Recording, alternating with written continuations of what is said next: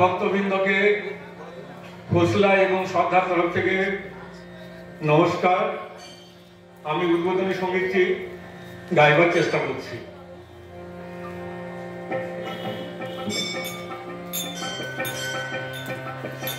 জয় শঙ্খ গদাধর নীল কলেবর পীত পটাম্বর দেহি পদম। জয় শঙ্খ গদাধর নীল কলেবর পীত পটাম্বর দেহি পদম। জয় চন্দন চর্চিত কুণ্ডল মণ্ডিত চন্দন চর্চিত কুণ্ডল মণ্ডিত কৌতুভ শোভিত দেহি পদম। জয় শঙ্খ গদাধর নীল কলেবর পীত পটাম্বর দেহি পদম। জয় পঙ্কজলোচন মারবি মোহন পাপ বিখণ্ডন দেহি পদম। জয় বেণুনিনাদক রাকৃতিহারক বেণুনিনাদক রাকৃতিহারক বঙ্কিম সুন্দর দেহি পদম। জয় শঙ্খ গদাধর নীল কলেবর পীত পটাম্বর দেহি পদম।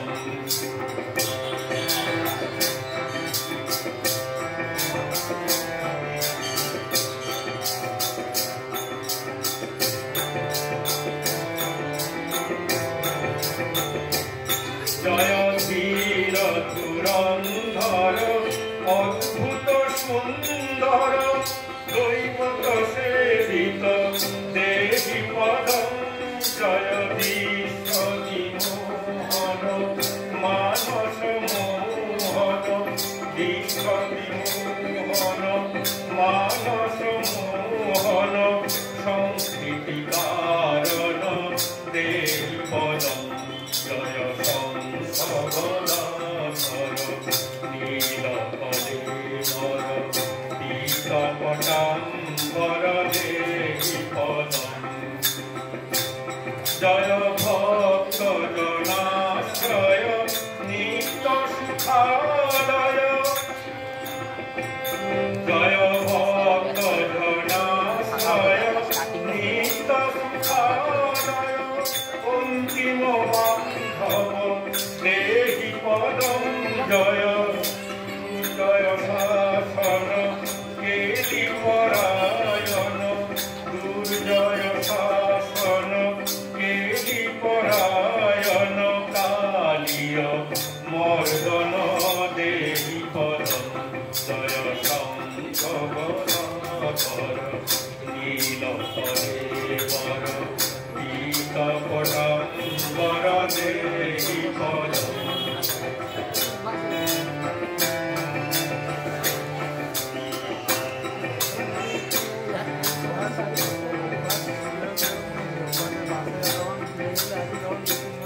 জয় নিত্য নিরাময় দীন দয়াময় চিন্ময় মাধব দেহি পদম।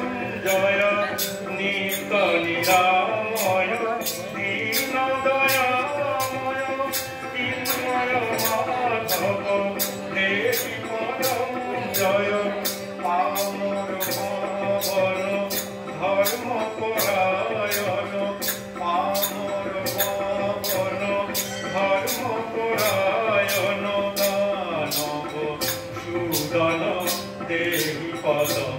জয় শঙ্খ গদাধর নীল কলেবর পীত পটাম্বর দেহি পদম।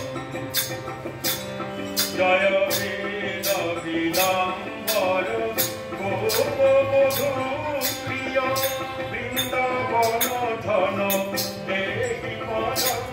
জয় সূর্য সনাতন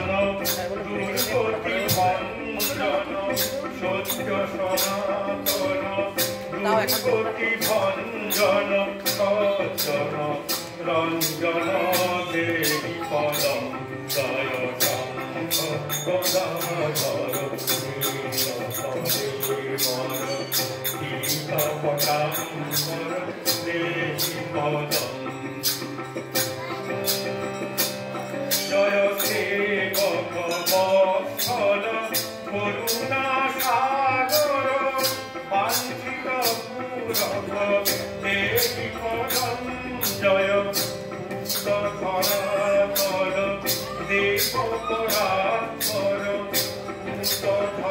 ধরাধর দেব পরাধর শব্দ গুণাকর দেবী পদম জয় শঙ্খ গদাধর নীলপদে মর নীলপটাম্বর দেবী পদম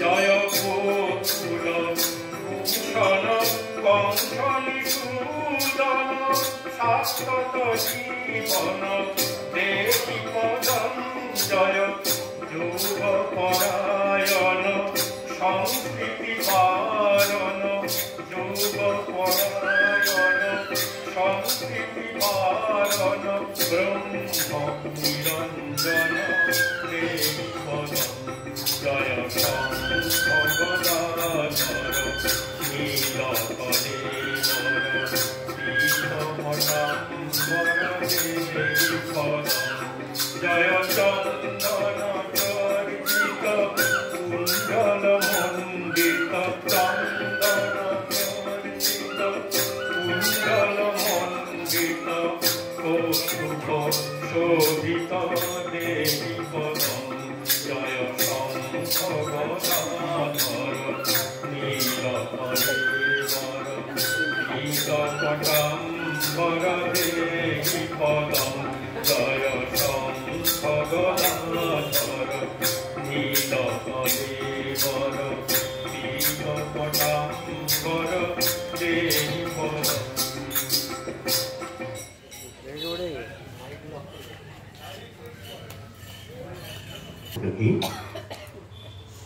আজকের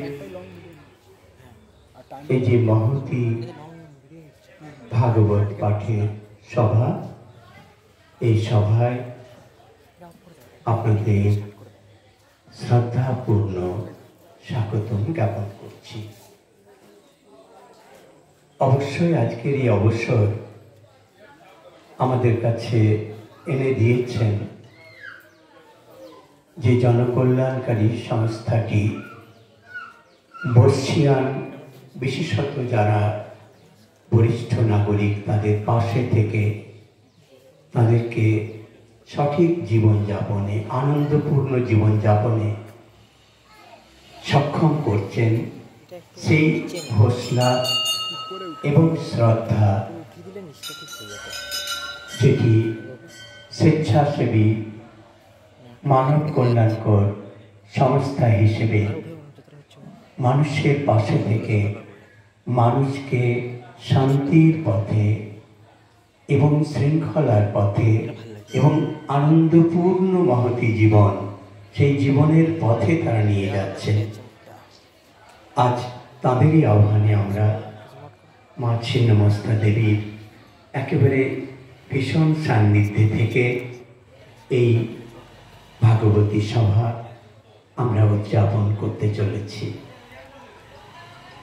এমন কল্যাণকারী একটি উদ্যোগের জন্য আমি অবশ্যই হোসলা এবং শ্রদ্ধার যিনি প্রতিষ্ঠাতা সম্পাদক শান্তনু মুখার্জি এবং তার পুণ্যবান জনক জননী, তাদের প্রতি শ্রদ্ধা, আমার কৃতজ্ঞতা নিবেদন করছি।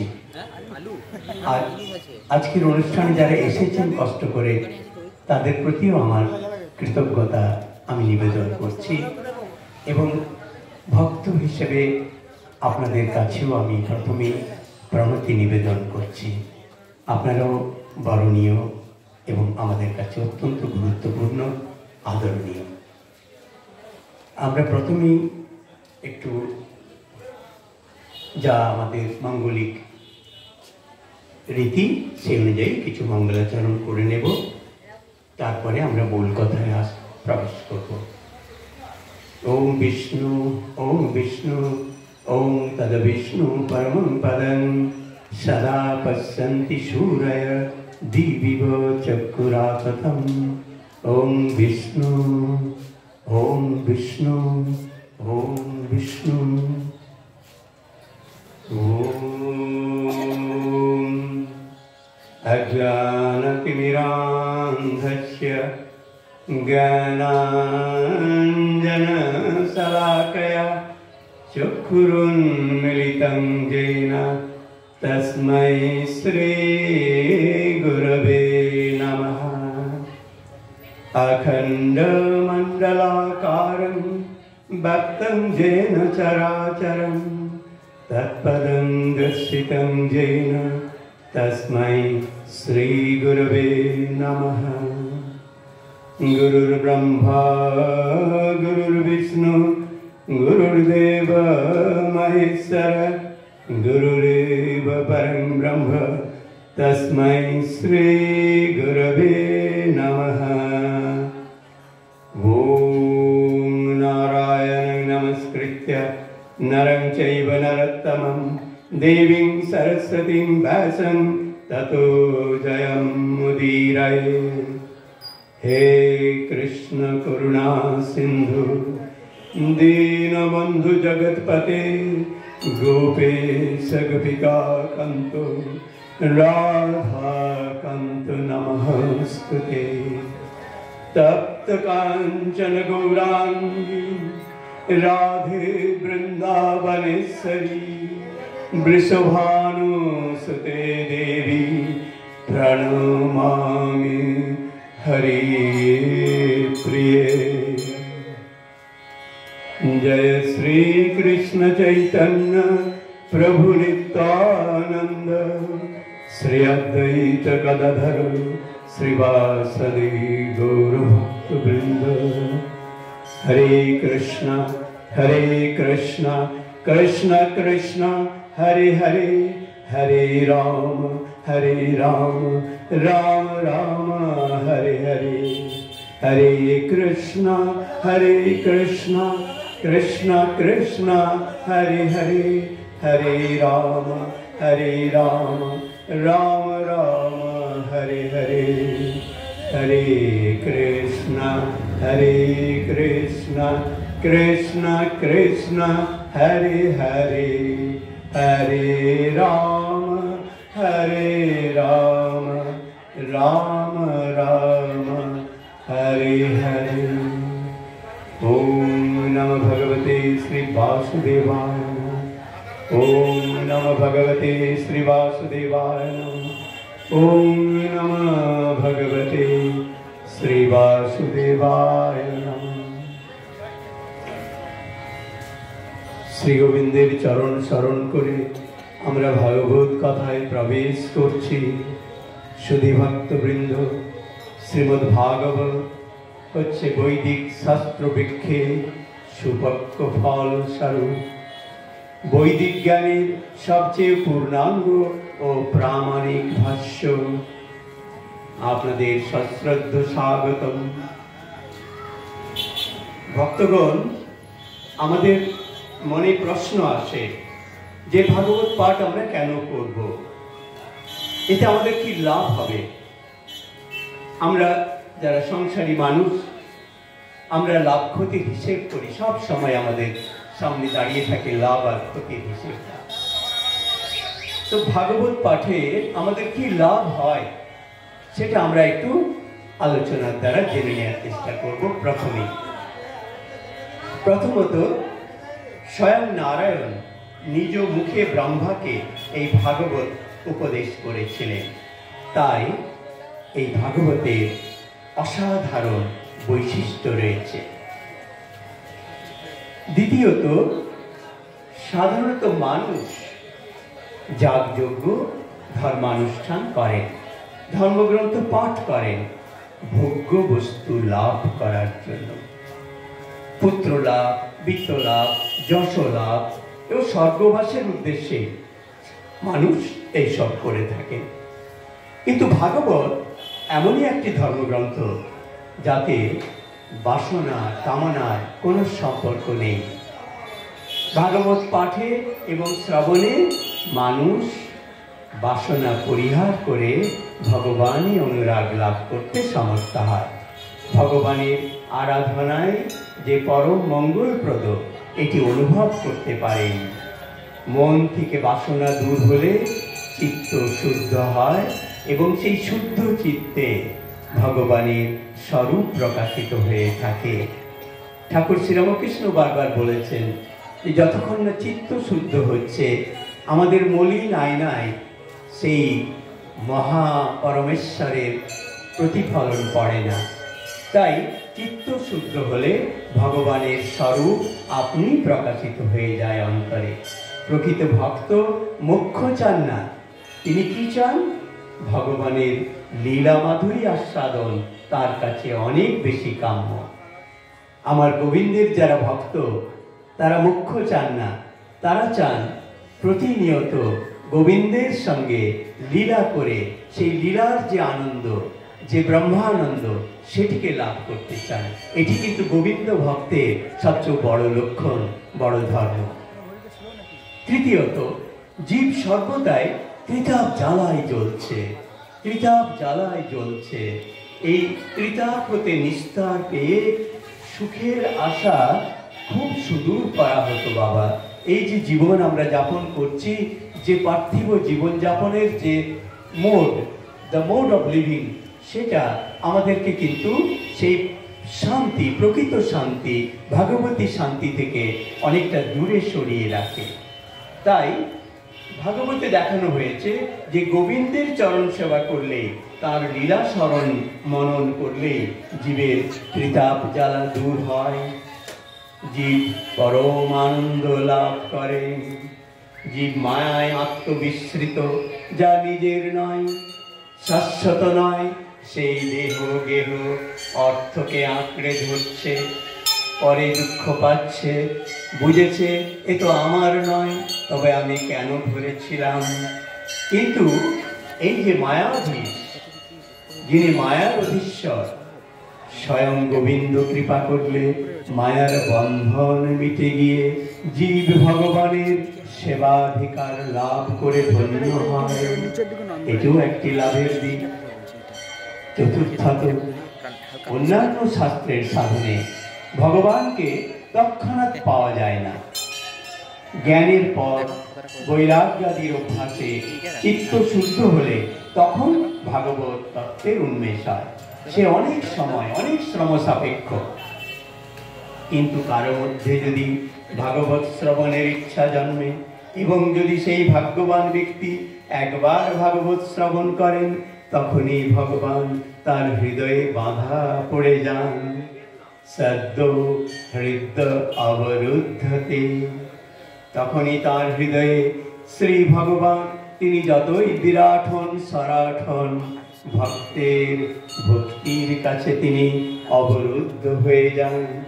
ভাগবত শ্রবণে পরীক্ষিত 7 দিনে ভগবানময় হয়ে গেলেন, ভগবত সর্বস্ব হয়ে গেছিলেন। ভাগবত শ্রবণে তাই ভক্তের চতুর্বর্গ লাভ হবে, মন থেকে বাসনা দূর হবে, ভগবানে অহেতুকি ভক্তি হবে, সংসার জ্বালা দূর হবে অচিরে, ভগবান হৃদয়ে অধিষ্ঠিত হবে।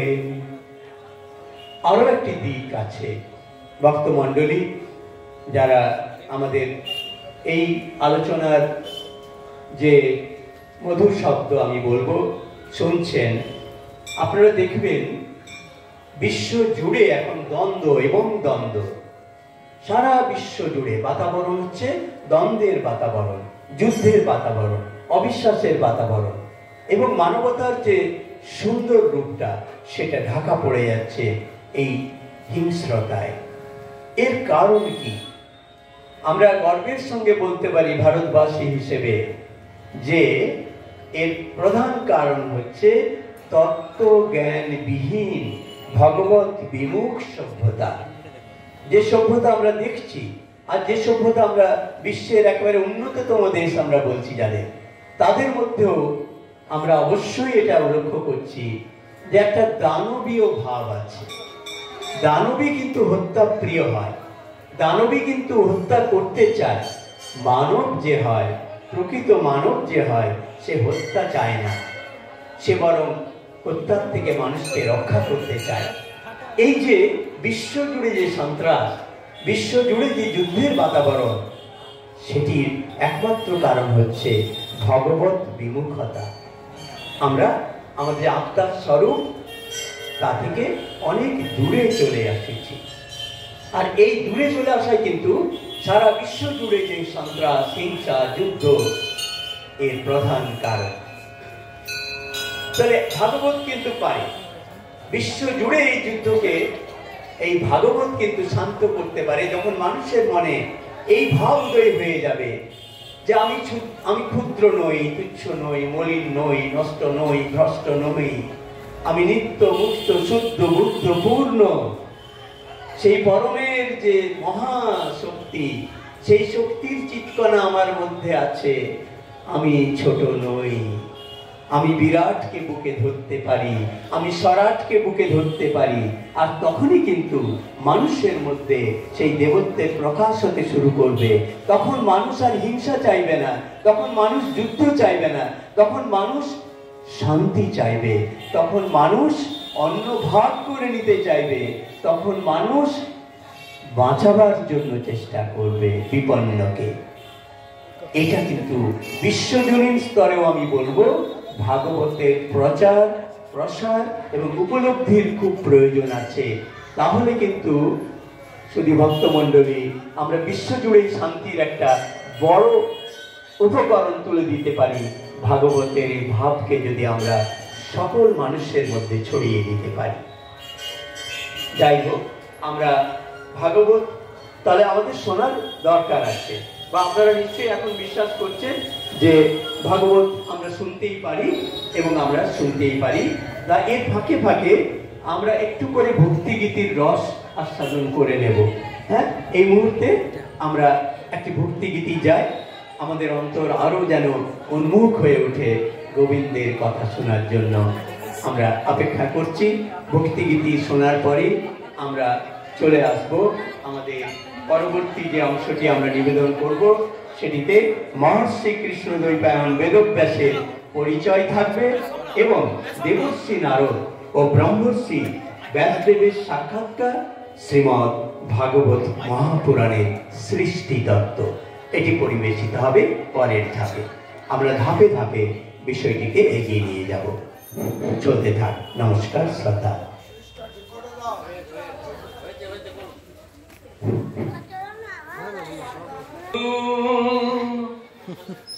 দীনবন্ধু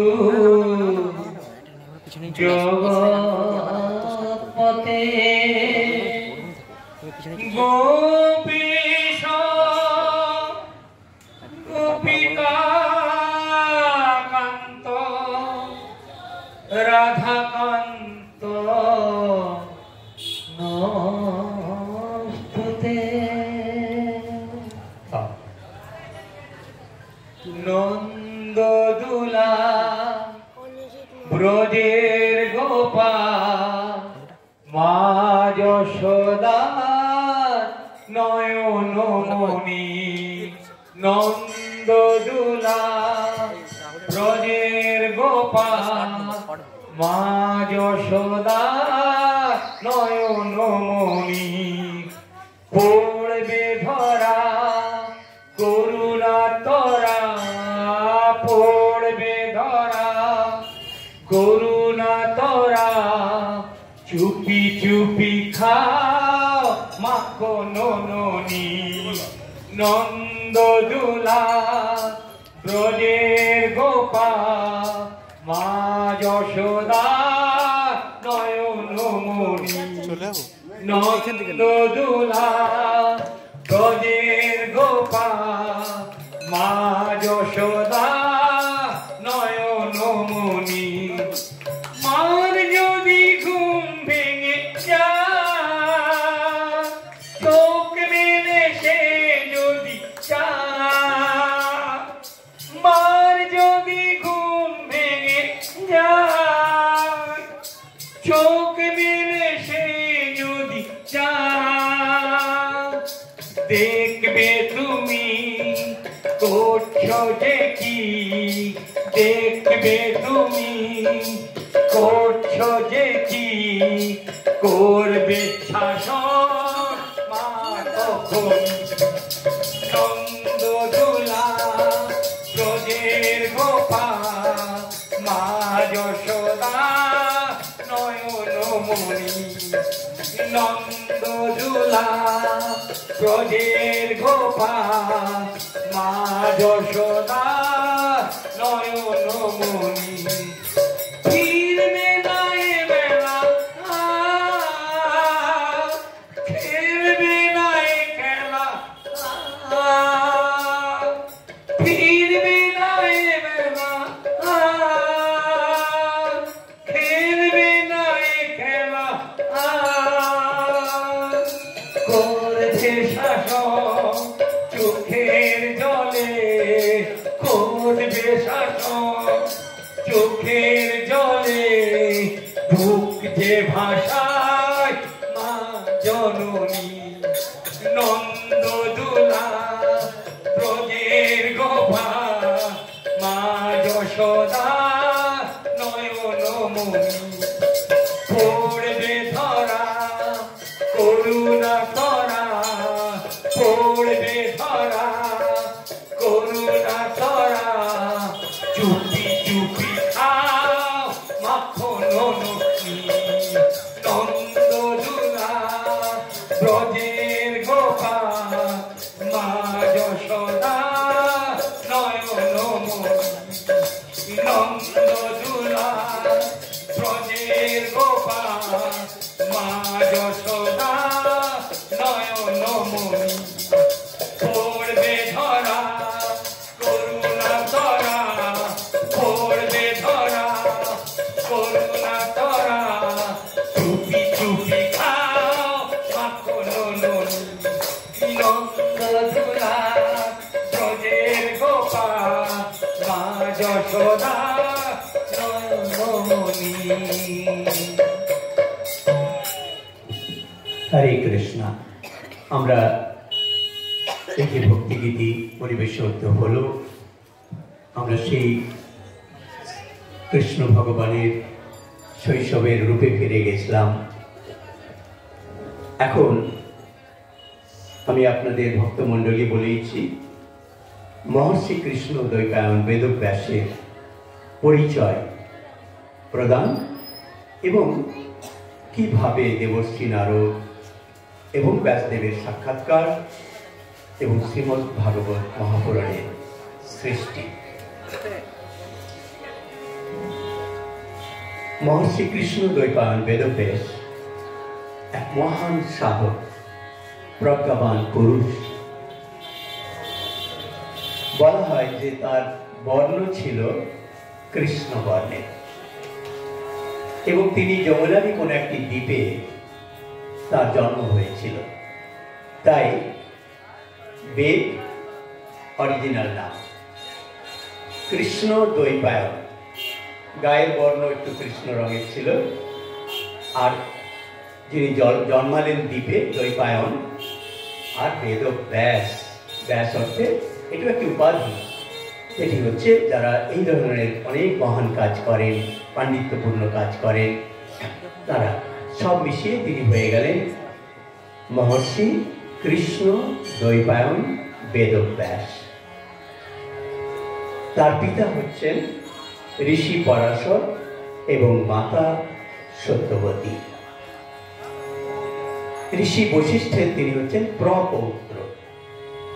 এই ব্যাসদেব অসাধারণ মেধা, অসাধারণ তাঁর যে আধ্যাত্মিক শক্তি, সব মিশিয়ে যেন ভগবানের অবতার রূপেই স্বয়ং ব্রহ্মাই যেন তাকে করুণা করছেন।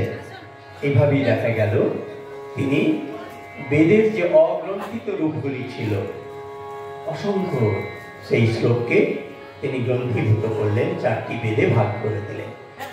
যাতে উদ্দেশ্য কিন্তু মহতি।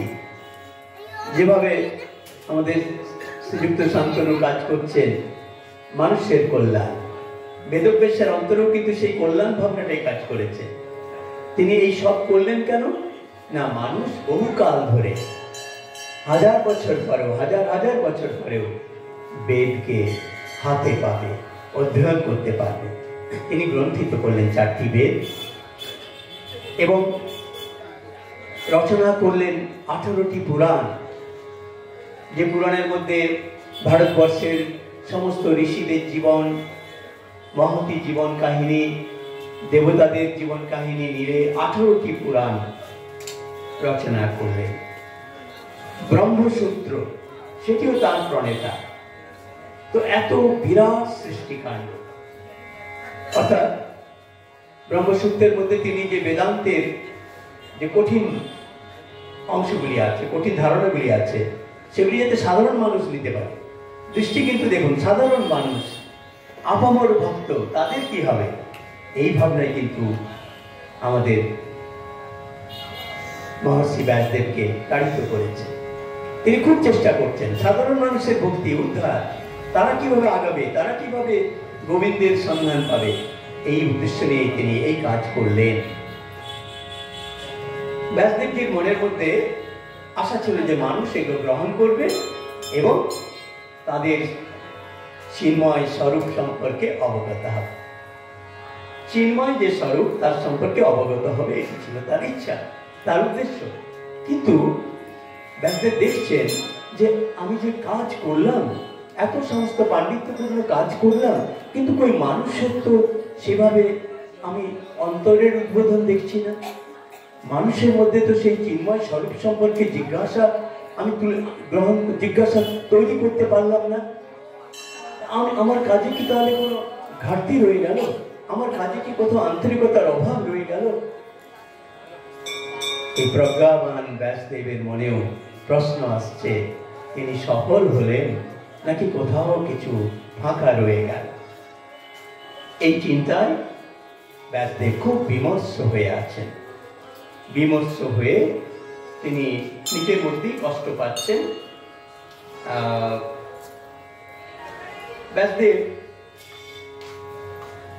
এইসব করেও যখন যথেষ্টভাবে অসন্তোষের মধ্যে আছেন, তিনি ক্লিষ্ট হয়ে আছেন যে আমি কিভাবে, কেন আমার মনে শান্তি নেই, যেটা আমরা ভাবি, কেমন যেন একটা দুঃখ, কেমন যেন একটা অশান্তি, কেমন যেন একটা না পাওয়া, কেমন যেন একটা পরিতৃপ্তির অভাব ব্যাসদেব ভুগছেন। এত জ্ঞানী মানুষ, এত জ্ঞানী ঋষি, তিনি আত্মযন্ত্রণায় ভুগছেন। ভুগতে ভুগতে একদিন ক্লিষ্ট হয়ে ব্যাসদেব বসে আছেন সরস্বতী নদীর তীরে। সেই সময় দেবর্ষি নারদ সেখান দিয়ে যাচ্ছিলেন। উনি ব্যাসদেবকে দেখে থামলেন। নারদকে দেখে ব্যাসদেব সসম্ভ্রমে উঠে দাঁড়ালেন, নমস্কার করলেন এবং তাকে বাদ্যর্ঘ্য দিয়ে অভ্যর্থনা করে বসালেন। দেবর্ষি নারদ ব্রহ্মর্ষি ব্যাসদেবের এই যে মিলন, এই মিলন কিন্তু অতি অদ্ভুত এবং এর ফল ছিল সুদূর প্রসারী। একজন দেবর্ষি নারদ আর ব্রহ্মর্ষি ব্যাসদেব, এই অদ্ভুত মিলনের যে ফল, সেটি কিন্তু সুদূর প্রসারী ফল ফলল। একজন হচ্ছে ভক্ত চূড়ামণি নারদ আর একজন জ্ঞানী শ্রেষ্ঠ ব্যাসদেব। তো নারদ আসন গ্রহণ করার পর অজ্ঞানীর মতো বিষণ্ণ বদনে নারদের সামনে ব্যাসদেব বসে আছেন।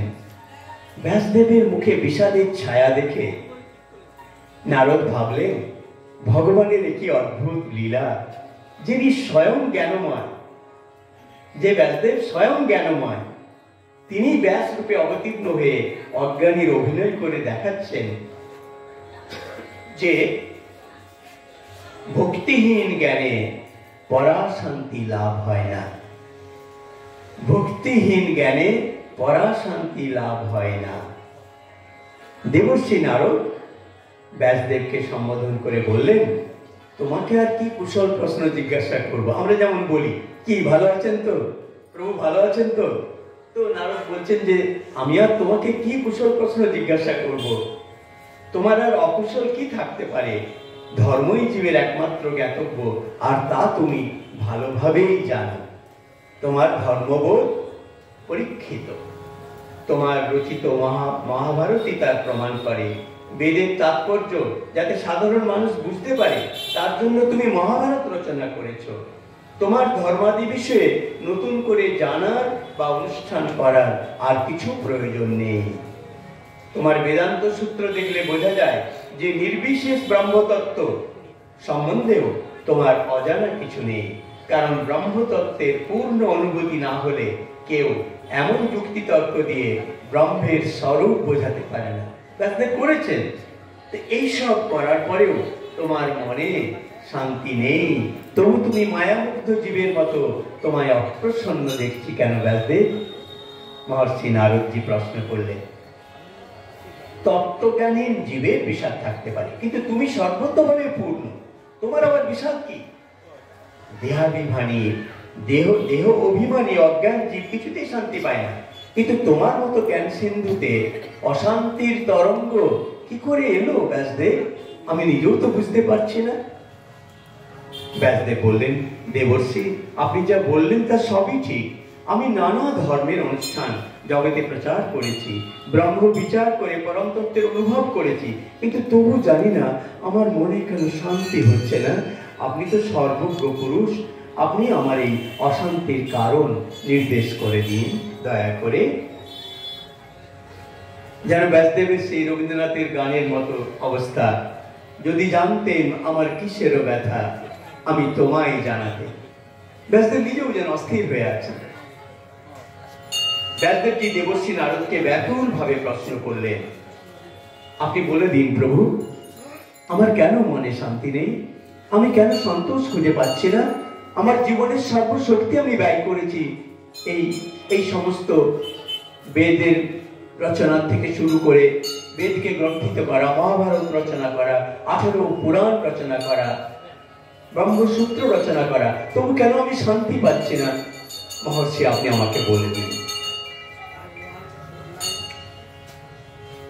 এখন এই বারবার বলার পরে দেবর্ষি নারদ তার ব্যাকুলতা দেখে বললেন, ভবতানুদিত প্রায়ং যশো ভগবত অমলম যেনৈ বাসো না তুষ্যেত মন্যে তদ্দর্শনং অখিলম। হে ব্যাসদেব, তুমি তোমার কোন গ্রন্থে বলতে গেলে শ্রী ভগবানের বিমল যশ কীর্তন করনি। নারদজি প্রথমেই একবারে ঠিক জায়গাটি যেখানে আঘাত করলে সোনা ফলবে সেখানটি আঘাত করলে। শ্রী গোবিন্দ গুণ কীর্তন শূন্য শুষ্ক জ্ঞানে ভগবানের তৃপ্তি হয় না, সুতরাং তোমার সেই জ্ঞান অপূর্ণ রয়ে গেছে। তোমার কাজের অনুসন্ধান করলে তুমি নিজের ভুল বুঝতে পারবে। তুমি বেদ বিভাগ করেছো, ব্রহ্ম বিচার করেছো ঠিকই, কিন্তু যার নিঃশ্বাস থেকে বেদের সৃষ্টি এবং ব্রহ্মেরও যিনি আশ্রয়, সেই পরব্রহ্ম শ্রী গোবিন্দের গুণ বর্ণনা করেছ কি? শ্রী ভগবৎ প্রীতির সাথে ব্রহ্মাণ্ডগত জীবের সুখ শান্তির নিত্য সম্বন্ধ। শ্রী ভগবানের প্রীতি সম্পাদন করতে পারলে তবেই চিত্তে শান্তি আসে। আমার গোবিন্দের প্রসন্নতা যদি আমরা আনতে পারি তবেই আমাদের চিত্তে শান্তি থাকবে। ব্যাসদেবজি একেবারে সুন্দর করে তাকে তুলে ধরলেন যে তুমি এত করেছো, এত শাস্ত্র করেছো রচনা, কিন্তু আমার গোবিন্দের যে অমল জীবন, তার যে মহালীলা, সেই লীলার রস তোমার পাণ্ডিত্যের মধ্যে নেই ব্যাসদেব। তুমি অনেক কাজ করেছো ঠিক, কিন্তু আসলে আসলটাই ভুলে গেছো। শাস্ত্র রচনা করেছো, তাতে ধর্ম, অর্থ, কাম, মুখ্য সবই আছে, নেই কেবল শ্রী গোবিন্দের গুণ ও লীলা কীর্তন। এটি বললেন। তো তিনি বলছেন একবার বিবেচনা করে দেখো, কোথাও কোথাও গোবিন্দের কথা আছে ঠিকই, কিন্তু গোবিন্দের গুণবর্ণন সেখানে প্রাধান্য পায়নি। তোমার ব্যাখ্যা, বিশ্লেষণ পাণ্ডিত্যপূর্ণ অনেক হয়েছে, কিন্তু আমার গোবিন্দের যে গুণকীর্তন সেটি ওখানে প্রায় অনুপস্থিত। কিন্তু গোবিন্দ গুণকীর্তনই যে পরম পুরুষার্থ, এভাবে তো তা বর্ণনা করনি। জীব অনাদিকাল হতে ভগবানকে ভুলে মায়ার বশবর্তী হয়ে সংসারে যাতায়াত করছে। জীব মায়া মুক্ত হয়ে ভগবৎ সেবার আনন্দ লাভ করলেই ভগবানের সন্তোষ। ভক্তি শূন্য শুষ্ক জ্ঞানে কিংবা সাধারণ কর্মের দ্বারা সে সৌভাগ্য লাভ করা যায় না। সুতরাং গোবিন্দ গুণলীলা কীর্তনে জীবের সার সর্বস্বরূপে গ্রহণ করা উচিত। তুমি বেদজ্ঞ, কিন্তু বেদ ও বেদ্য পরম পুরুষের কথা কিছু বলনি, তাই তো তুমি অপূর্ণ। এই তোমার মহা ত্রুটি, আর এর জন্যই তুমি মনে শান্তি পাচ্ছ না। ব্রহ্মর্ষি একেবারে পরিষ্কার করে দিলেন বেদব্যাসের মনে অশান্তির আগুন কেন জ্বলছিল। अथो महाभाग भवान् मगद्रि शुचिस्रवाः सत्तरतो धृतव्रतः उरुक्रमस्साखिलबन्धमुक्तये समाधिनानुस्मर तद्विचेष्टितम्।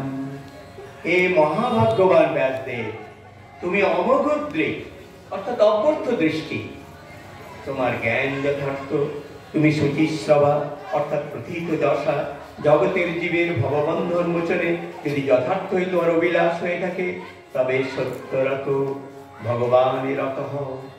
ধৃতব্রত দৃঢ় চিত্ত হয়ে একাগ্র চিত্তে অচিন্ত শক্তিশালী শ্রী গোবিন্দের মধুর লীলাবলী বারবার স্মরণ করো। এইভাবে বারবার গোবিন্দ লীলায় ধ্যান করতে করতে তোমার মধ্যে গোবিন্দ লীলার স্ফুরণ হবে। তখন তা বর্ণনা করলে জগতের কল্যাণ হবে। বহির্মুখী লোকেরা নানা কথা বলে, নানা কাজ করে, কিন্তু কিছুতেই চিত্তের স্থিরতা থাকে না। সংসার সমুদ্র পার হতে হলে, চিত্তের স্থিরতা লাভ করতে হলে শ্রী গোবিন্দ কথার আশ্রয় ছাড়া তো আর কোনো উপায় নেই। ব্যাসদেব, তুমি তো বিচক্ষণ ব্যক্তি, তুমি তো জানো যতদিন বিষয় বাসনা থাকবে ততদিন ভগবানের দিকে মন যাবে না। তাই বলছি, তুমি মধুর গোবিন্দ লীলা বর্ণনা করো। গোবিন্দ লীলা শ্রুতি সুখকর এবং হৃদয়ে আনন্দ এনে দেয়। একাধারে ভোগ ও মোক্ষ প্রবৃত্তির আবরণে নিবৃত্তি। গোবিন্দ লীলা আশ্রয় নেওয়া মাত্র জীবের বিষয় বাসনা দূর হয় এবং গোবিন্দ সেবার লালসা জন্মে। কি অদ্ভুত পরিবর্তন দেখুন! যে জীব বিষয় বাসনায় অস্থির হয়ে আছে, কিন্তু যখনই গোবিন্দ চরণ স্মরণ হচ্ছে প্রকৃতভাবে, তখন কিন্তু জীবের বিষয় লালসা বর্জিত হয়ে গোবিন্দ লালসার সঞ্চার হয়। পুত্রকামী ব্যক্তিকে পুত্রের আশা ছাড়তে বলার চেয়ে ভগবানকে পুত্র রূপে পাওয়ার পথ দেখাও, সেটি তো ভালো। ভগবানকে পুত্র রূপে নিন না, তারা কি আছে? শ্রবণ সুখলিপ্সু ব্যক্তিকে গোবিন্দ গুণকথা শোনালে তার যথার্থ সুখ হবে এবং তার যথার্থ মঙ্গল করা হবে। তাই বলি, তুমি গোবিন্দ লীলার ধ্যান করো এবং ধ্যান করতে করতে তোমার হৃদয়ে যে গোবিন্দ লীলার স্ফূর্তি হবে তাই বর্ণনা করো। সেই গোবিন্দ লীলা পাঠ করে, সেই লীলা শ্রবণ করে লোকের যথার্থ কল্যাণ হবে, তাদের সর্বার্থ সিদ্ধ হবে। এই নির্দেশ দিয়ে দেবর্ষি চলে গেলেন। ব্যাসদেব তখন সমাধিতে সমস্ত অনর্থ দূরকারী অর্থাৎ সংসার বাসনা ক্ষয়কারী ভক্তি যোগে জ্ঞান লাভ করলেন। তখন বিষয়ান্ধ জীবের কল্যাণের জন্য সত্যত সংহিতা শ্রীমদ্ ভাগবত সংহিতা প্রণয়ন করলেন। यत्संगै श्रेयमानायां कृष्णे परमपुरुषे भक्तिरुत्पद्यते पुंसः शोको मोहो भयापः। ভাগবত কোন রকমে একটু মাত্র শ্রবণ করলে পরমপুরুষ শ্রীকৃষ্ণে ভক্তি লাভ হয় এবং জীবের শোক মোহ ভয় অর্থাৎ ভাবভয় দূর হয়। সুতরাং বোঝা যাচ্ছে ব্যাসদেবের হৃদয় আকাশে বিভাসিত শ্রীমদ্ ভাগবত শ্রী ভগবানেরই অশেষ করুণা। এখন ব্যাসদেব ভাবলেন যে এই যে অমৃত আমি পেলাম, এই অমৃত রাখবো কোন পাত্রে? অমৃতকে রাখার জন্য তো অমৃত পাত্র চাই। ব্যাসদেব ভাবতে লাগলেন কাকে দেব এই অমৃত ভান্ডার, এই অমৃতের জ্ঞানের ভান্ডার, ভাগবতের জ্ঞান আমি কাকে দিয়ে যাব? এই কথা ভাবছেন ব্যাসদেব। তো ভাবতে ভাবতে তার মনে হলো কাকে দেব, কাকে দেব। মনে পড়লো নিজের পুত্রের কথা, সুখদেবের কথা। কিন্তু সুখদেব তো এখানে নেই। সুখদেবকে তিনি নির্বাচন করেছিলেন এই জন্য যে সুখদেব সম্পূর্ণ নিষ্কাম, সর্ব বাসনারহিত, নিত্য শুদ্ধ, বুদ্ধ, মুক্ত, আধার ছাড়া ভগবানের কাম গন্ধহীন অপ্রাকৃত প্রেম লীলা সাধু সমাজের সামনে কেউ বর্ণনা করতে পারবেন না। সেই জন্য ব্যাসদেব ভাগবত প্রচারের জন্য সুখদেবকে মনোনীত করলেন। কিন্তু সুখদেবকে পাবেন কোথায়? তিনি তো অরণ্যবাসী, চলে গেছেন সুখদেব।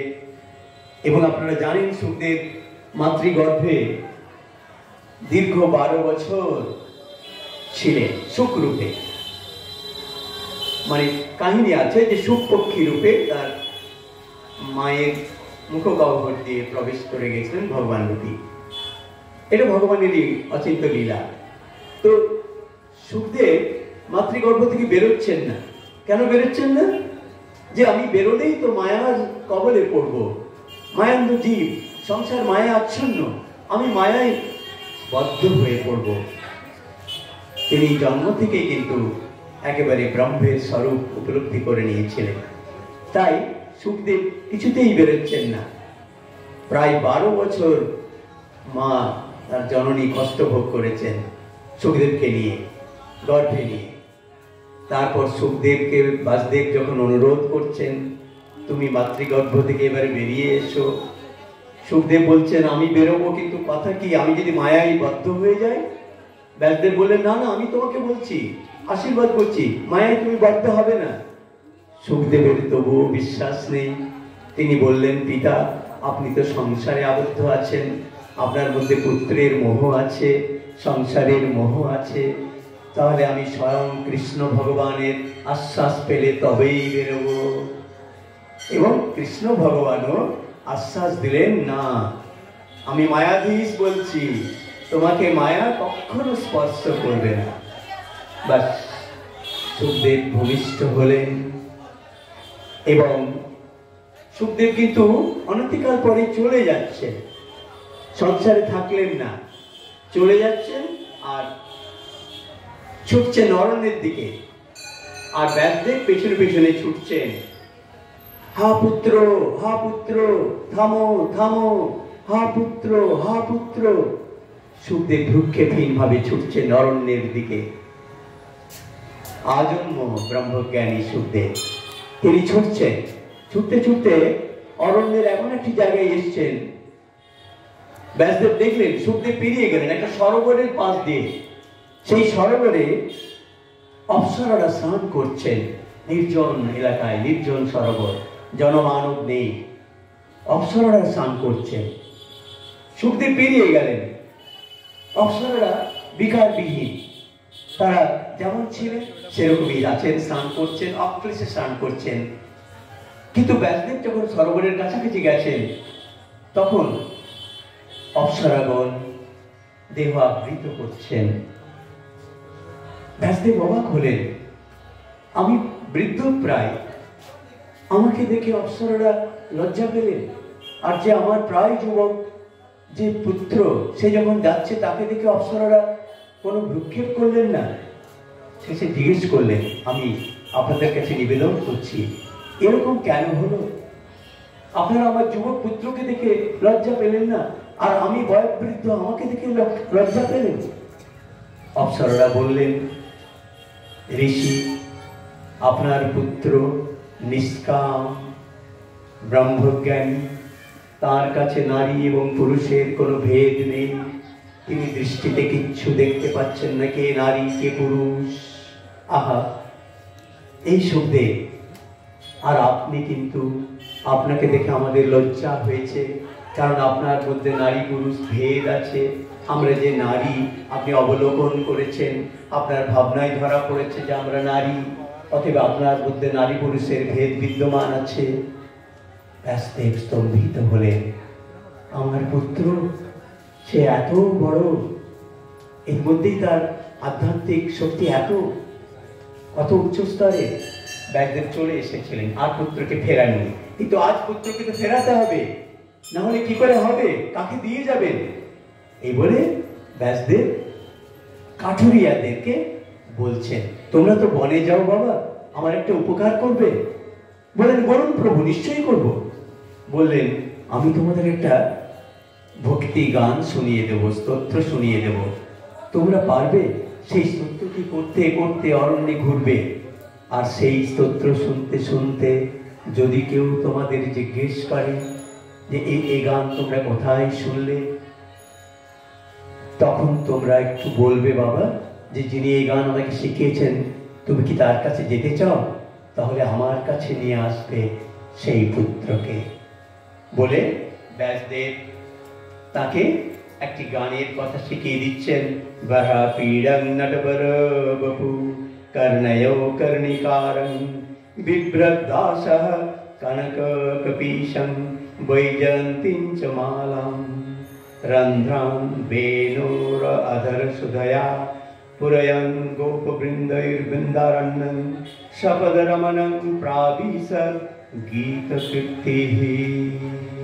অতি সুন্দর ময়ূরপুচ্ছ যার শিরভূষণ, নটশ্রেষ্ঠের মতো সুন্দর যার শরীর, যার কানে কর্ণিকা ফুলের কুণ্ডল শোভা পাচ্ছে, যিনি পীত বসন পরিধান করেছেন, গলায় বৈজয়ন্তীমালা ধারণ করে তিনি অধর সুধায় বংশীধ্বনি করছেন।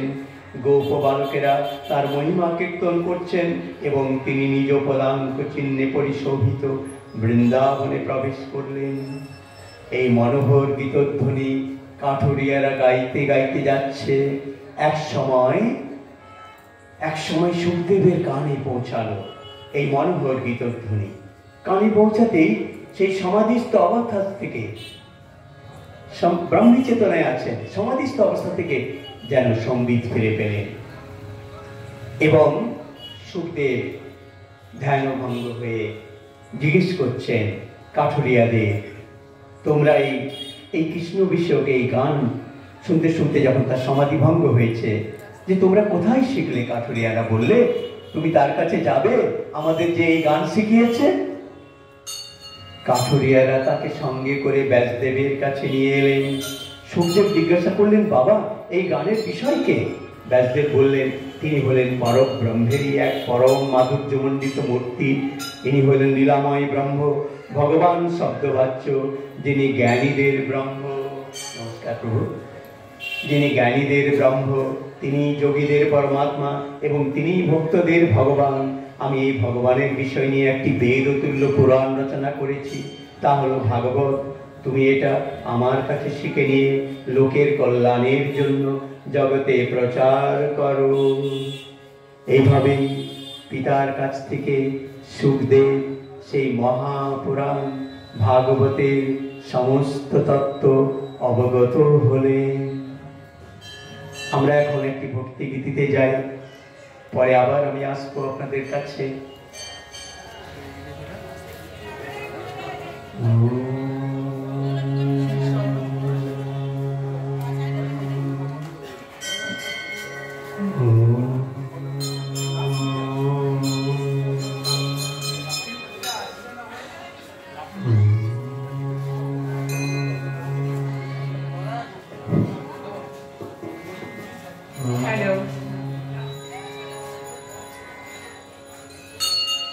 Shri Krishna Govinda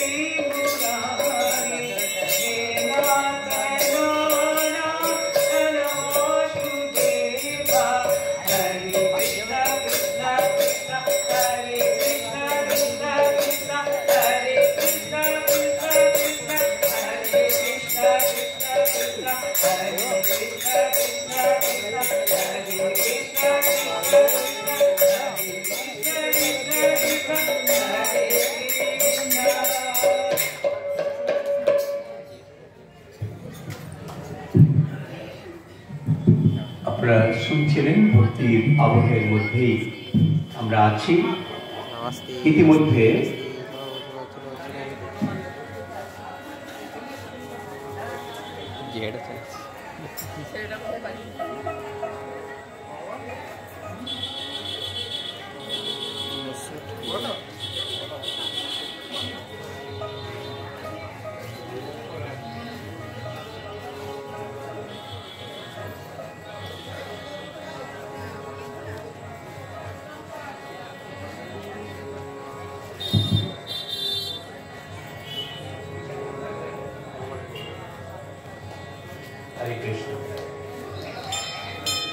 সুধী ভক্তমণ্ডলী, আমরা দেখলাম ভাগবত পুরাণের সেই মহা সৃষ্টি হয়ে গেছে এবং ভাগবত পুরাণ আগামী প্রজন্মের জন্য রেখে যেতে ব্যাসদেব তাঁর যোগ্য পুত্র সুখদেবের হাতে সেই অমৃত ভাণ্ডার তুলে দিলেন।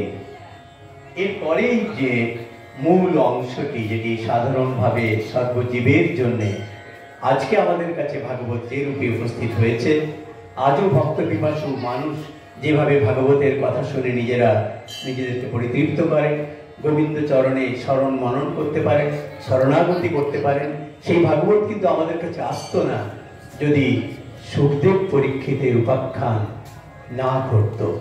সেটিও কিন্তু একটি অত্যন্ত উল্লেখযোগ্য, যেন শ্রীকৃষ্ণ নির্দেশিত একটি উপাখ্যান। কুরুক্ষেত্র যুদ্ধ হয়ে গেছে এবং পাণ্ডবদের কৌরবদের একদম সমূলে ধ্বংস হয়ে গেছেন সবাই। এবং অশ্বত্থামা পাণ্ডবদের একমাত্র সন্তান পরীক্ষিতের প্রতি ব্রহ্মাস্ত্র নিক্ষেপ করেছিলেন। পরীক্ষিত মাতৃগর্ভে, উদ্দেশ্য এই যে কোনো রকম পাণ্ডবের বংশ না থাকে, সেভাবে ব্রহ্মাস্ত্র প্রয়োগ করেছিলেন। সেই সময় আপনারা জানেন শ্রীকৃষ্ণ তার ভক্ত বংশকে রক্ষা করবার জন্য অচিন্ত শক্তির প্রভাবে সেই দগ্নিরুদ্ধ ব্রহ্মাস্ত্রকে উনি প্রতিরোধ করেছিলেন, ব্যর্থ করে দিয়েছিলেন। সেই সময় অভিমন্যু পুত্র পরীক্ষিতের মাতৃগর্ভে কৃষ্ণ দর্শন হয়েছিল। জন্মাবার পর মাতৃগর্ভেই তিনি শ্রীকৃষ্ণকে দর্শন করেছেন, ভগবান দর্শন করে নিয়েছিলেন। তো সেই পরীক্ষিত জন্মগ্রহণ করার পরেও খুব শৈশবে তার এরকম স্বভাব ছিল, তিনি যখনই কাউকে দেখতেন মিলিয়ে নিতেন, আচ্ছা ইনি কি সেই পুরুষ যাকে আমি গর্ভাবস্থায় দেখেছিলাম, ইনি কি সেই পরীক্ষা করতেন। এই পরীক্ষা করতেন বলেই তার লোকায়ত হয়ে গেল পরীক্ষিত, অর্থাৎ তিনি সবসময় পরীক্ষা করছেন ইনি কি কৃষ্ণ দেখতেন, আর পরীক্ষিত হয়ে গেলেন কিন্তু তিনি বিষ্ণুর আত। তো এইভাবেই সয়েস লোকে বিখ্যাত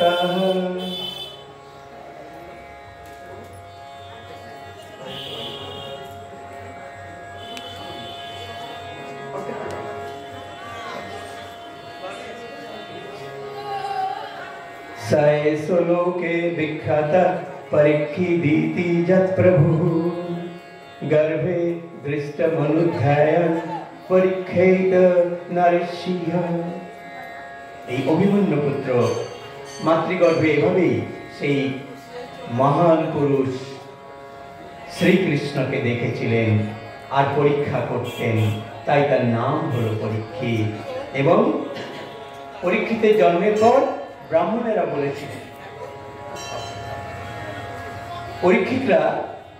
পরীক্ষিতের জন্মের পর ব্রাহ্মণরা বললেন যে কালের প্রভাবে কুরুবংশ ধ্বংসোন্মুখ হলে তাকে রক্ষার জন্যই ভগবান শ্রীকৃষ্ণ কৃপা করে এই বালককে দান করেছেন। তস্মান নামনা বিষ্ণুরাতো ইতি লোকে ভবিষ্যতি न संदेहो महाभागवतो महान। ঋষিরা বললেন, যারা ছিলেন, ভগবানের অনুগ্রহের দান হচ্ছে পরীক্ষিত, অতএব তার নাম হবে বিষ্ণুরাত। ভগবান বিষ্ণু নিশ্চয়ই কখনো খারাপ জিনিস দেন না, তিনি সর্বোৎকৃষ্ট জিনিসই দান করে থাকেন। সুতরাং এই বালক যে কালে অশেষ গুণ সম্পন্ন হবে এ বিষয়ে কোনো সন্দেহ নেই। সেই পরীক্ষিত সর্ববিদ্যায় পারদর্শী হয়ে গেলেন। বড় হওয়ার পর তারই উপর রাজ্যভার অর্পণ করে পাণ্ডবেরা যথাসময়ে মহাপ্রস্থানের পথে চলে গেলেন। পরীক্ষিত রাজা হয়ে অত্যন্ত ধর্মের পথে রাজ্য পরিচালনা করলেন। কেমন করতেন তার সম্পর্কে যে গুণ আছে, গুণের কথা বলছেন। ধৃত্বা বলি সমহ কৃষ্ণে প্রহ্লাদ ইব সদ্গ্রহ आहत्तैषो हस्तमेधानं বৃদ্ধানাং পর্যুপাসকঃ। পরীক্ষিত ছিলেন বলির মতো ধৈর্যশালী, প্রহ্লাদের মতো তাঁর ছিল কৃষ্ণ ভক্তি। তিনি বহু অশ্বমেধ যজ্ঞের অনুষ্ঠান করেছেন এবং বৃদ্ধদের সম্মান করতেন। তিনি ছিলেন জন্মে জয় প্রভৃতি রাজর্ষিদের জনক এবং ধর্ম মর্যাদা লঙ্ঘনকারীদের শাসন করতেন। তিনি পৃথিবী এবং ধর্মের রক্ষার জন্য কলিকে নিগ্রহ করেছিলেন। তার রাজত্বে কলির প্রভাবও কমে গেছিল। কলি তো জানেন, তিনি কলি সব সময় চেষ্টা করছে মানুষকে বিনষ্ট করার জন্য, এবং এই যে নেশাগ্রস্ত করে দেওয়া, মানুষের মনুষ্যত্বকে খাটো করে দেওয়া, কেড়ে নেওয়া, বিবেককে একবারে বন্ধ করে দেওয়া, নিজের স্বরূপ চিন্ময় স্বরূপ সম্পর্কে ভুলিয়ে দেওয়া, এসব কিন্তু কলির প্রভাব, কালের প্রভাব। তা আমাদের মহারাজ পরীক্ষিতের সময় উনি কলির সঙ্গে লড়াই করেছিলেন, করে কলির যে অনিষ্টকারী বিনষ্টকারী প্রভাব সেটাকে কমিয়ে দিয়েছিলেন। এমন যে সর্বগুণান্বিত সবার মনোরঞ্জনকারী মহারাজ পরীক্ষিত, তিনিও জীবনে একটি ভুল করে বসলেন। এক মহা ভুল হয়ে গেল। একদিন মহারাজ পরীক্ষিত বনে মৃগয়া করতে গিয়ে খুব পরিশ্রান্ত হয়ে গেছেন। শ্রমিক মুনির আশ্রমে গেছেন। শ্রমিক মুনির আশ্রমে গেছেন, তিনি জল চাইছেন। মুনিবর ধ্যানে মগ্ন আছে, পরীক্ষিত জল চাইছেন। কোথায় তৃষ্ণার্ত আমি, জল দাও, আমায় জল দিন, আমায় জল দিন, আমি জল চাই। বারবার প্রশ্ন করছেন মুনিবরকে। মুনিবর কিন্তু সম্বিতহীন ধ্যানে মগ্ন আছেন। পরীক্ষিত রাজর্ষি হিসেবে তার যে অহং ছিল, মুহূর্তের মধ্যে অহং ছিল না এমনিতে, কিন্তু মুহূর্তে যেন একটা অঘটন হিসেবে তার মধ্যে একটা ক্রোধ উৎপন্ন হলো। কি, আমি রাজর্ষি, এই ভূভারতের আমি রাজা, আর আমি জল প্রার্থনা করছি আর তুমি শুনছো না? দাঁড়াও বলে পরীক্ষিত এক মৃত সর্পকে নিয়ে শ্রমিক মুনির কণ্ঠে জড়িয়ে দিয়ে চলে গেলেন। মহাভূত হয়ে গেল মুহূর্তের জন্য। কি অদ্ভুত! যখন তিনি আশ্রম থেকে বেরিয়েছেন, এই কাল পিপাসা কোথায় অদৃশ্য হয়ে গেল। পরীক্ষিত বলছেন, তার অনুভবের কথা পরে বলেছেন, যে মুহূর্তের জন্য যে পিপাসা আমাকে গ্রাস করেছিল, সেই কাল পিপাসা মুহূর্তে কোথায় চলে গেল আশ্রম থেকে বেরোনোর পরে। কিন্তু একটি মহাভুল হয়ে গেল।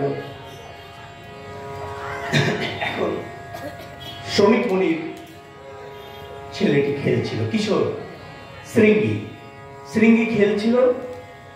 তার বালক, তার যে কিশোর সঙ্গীরা, তারা যে ওকে খবর দিল, ওরে তোর বাবার কণ্ঠে মৃত সাপ লাগিয়ে দিয়ে গেছে, কে দেয়, মৃত সর্প জড়িয়ে দিয়ে গেছে তোর বাবার কণ্ঠে, দেখে আয়। ঋষিপুত্র এসে দেখলেন যে হ্যাঁ, সত্যি তো, পিতার কণ্ঠে মৃত সর্প। নির্বিকার পিতা বসে আছেন ধ্যানে। কে মহাপাতক এমন কাজ করেছে?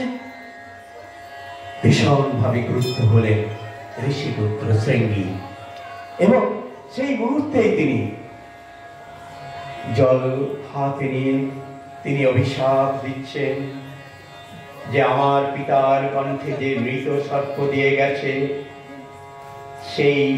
সেই ব্যক্তি 7 দিনের মধ্যে তক্ষকের দংশনে প্রাণ হারাবে।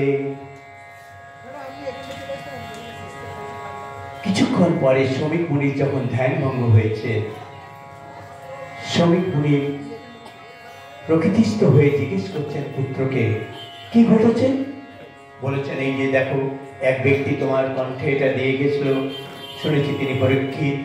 আমি কিন্তু এই সাপ, ব্রহ্ম সাপ তাকে দিয়েছি যে 7 দিনের মধ্যে তক্ষকের দংশনে তার মৃত্যু হবেই। হাই হাই করে উঠলেন ঋষি। সে কি, পরীক্ষিত যে মহা গুণবান, মহা ধার্মিক, তাকে এরকম অভিশাপ দিলি তুই? আহা, খুব দুঃখ পেলেন, খুব দুঃখ পেলেন তিনি শ্রমিক মুনি। তিনি বললেন যে যা হবার হয়ে গেছে ক্ষতি। একজন তার শিষ্যকে পাঠালেন, যাও রাজাকে গিয়ে তুমি খবর দাও যে এরকম ঘটনা ঘটে গেছে। দেখা গেল যে পরীক্ষিত যখন আরত্রী মহাদেবের চরণে আমাদের প্রণাম নিবেদন করছি। মহাদেব খুবই কৃষ্ণ গুণকথা শুনতে ভালোবাসেন। আপনারা জানেন রাধারানীর অত্যন্ত গুণগ্রাহী ছিলেন তিনি, এবং মহাদেব স্বয়ং অত্যন্ত প্রিয়ভাবে রাধারানীর বহু লীলা বিবৃত করেছেন। আপনারা জানেন ভক্তমণ্ডলী, আমরা তার চরণেও প্রণাম নিবেদন করছি এবং ভাগবত কথা আমরা চালিয়ে যাচ্ছি। মায়ের চরণেও প্রণাম। এখন ধ্যান ভঙ্গের পর যখন এরকম ঘটল, পরীক্ষিত কিন্তু প্রাসাদে ফিরেই মর্মাহত পরীক্ষিত ভাবান্তর হয়ে গেছে। কোথায় রাগ, কোথায় ক্ষোভ, একেবারে দাসানুদাসের মতো তিনি ভাবছেন, হায় আমি কি করলাম, এ আমার কি ভুল হয়ে গেল। ভাবলেন আমি অতি অরাধম, প্রচ্ছন্ন ব্রহ্মতেজ সম্পন্ন ব্রাহ্মণের সাথে আমি মূর্খের মতো ব্যবহার করলাম, পাপাচারণ করেছি, আমার পাপের যথোপযুক্ত শাস্তি হওয়াই উচিত, এইসব ভাবছেন আর কি। এইভাবে রাজধানীতে তিনি ফিরলেন। আর কিছুক্ষণ পরেই শ্রমিক মুনির পাঠানো সেই শিষ্য মহারাজকে খবর দিলেন যে শ্রমিক মুনির পুত্র মহারাজকে অভিশাপ দিয়েছেন, সপ্তম দিবসে তক্ষকের দংশনে মহারাজের দেহান্ত হবে।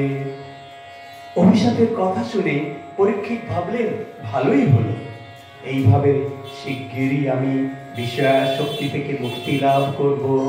আহা পরীক্ষিত কত ধার্মিক, কত মহান, নিজের মৃত্যুর কথা শুনেও একবারের জন্য তিনি রুষ্ট হচ্ছেন না, দুঃখিত হচ্ছেন না। তো এই যে ঐহিক ও পারত্রিক ভোগ বাসনা তার কোনোদিন ছিল না। তিনি কর্তব্য বুদ্ধিতে পিতামহ পাণ্ডবদের প্রদত্ত রাজ্য গ্রহণ করে যথা নিয়মে প্রজাপালন ব্রত সম্পন্ন করেছিলেন। সেই তিনি ব্রাহ্মণের অপমান করবেন এ তো ভাবাই যায় না। সুতরাং বুঝতে হবে যে ভগবানই তার বিশেষ উদ্দেশ্য সিদ্ধির জন্য পরম ভক্ত পরীক্ষিতকে দিয়ে এই ভুল করিয়েছেন। তো বোঝাই যাচ্ছে পিপাসা সাধারণ নয়, ঋষির মর্যাদা লঙ্ঘনের প্রবৃত্তি ও পরীক্ষিতের নিজের নয়। কারণ ব্রাহ্মণের গলায় মৃতসর্প দেবার পরই বললাম তার পিপাসা চলে গেল। তো এটা উনি বুঝলেন যে পরীক্ষিত বলছেন ভালোই হয়েছে, বিষয়াসক্ত হয়ে আমি গোবিন্দ চরণ ভুলে গেছিলাম, তাই আমাকে স্বয়ং গোবিন্দ এই শাপানলের মাধ্যমে বিষয়াসক্তিকে আমার দগ্ধ করে দিলেন। ঋষি বালক আমার পরম উপকার করেছেন।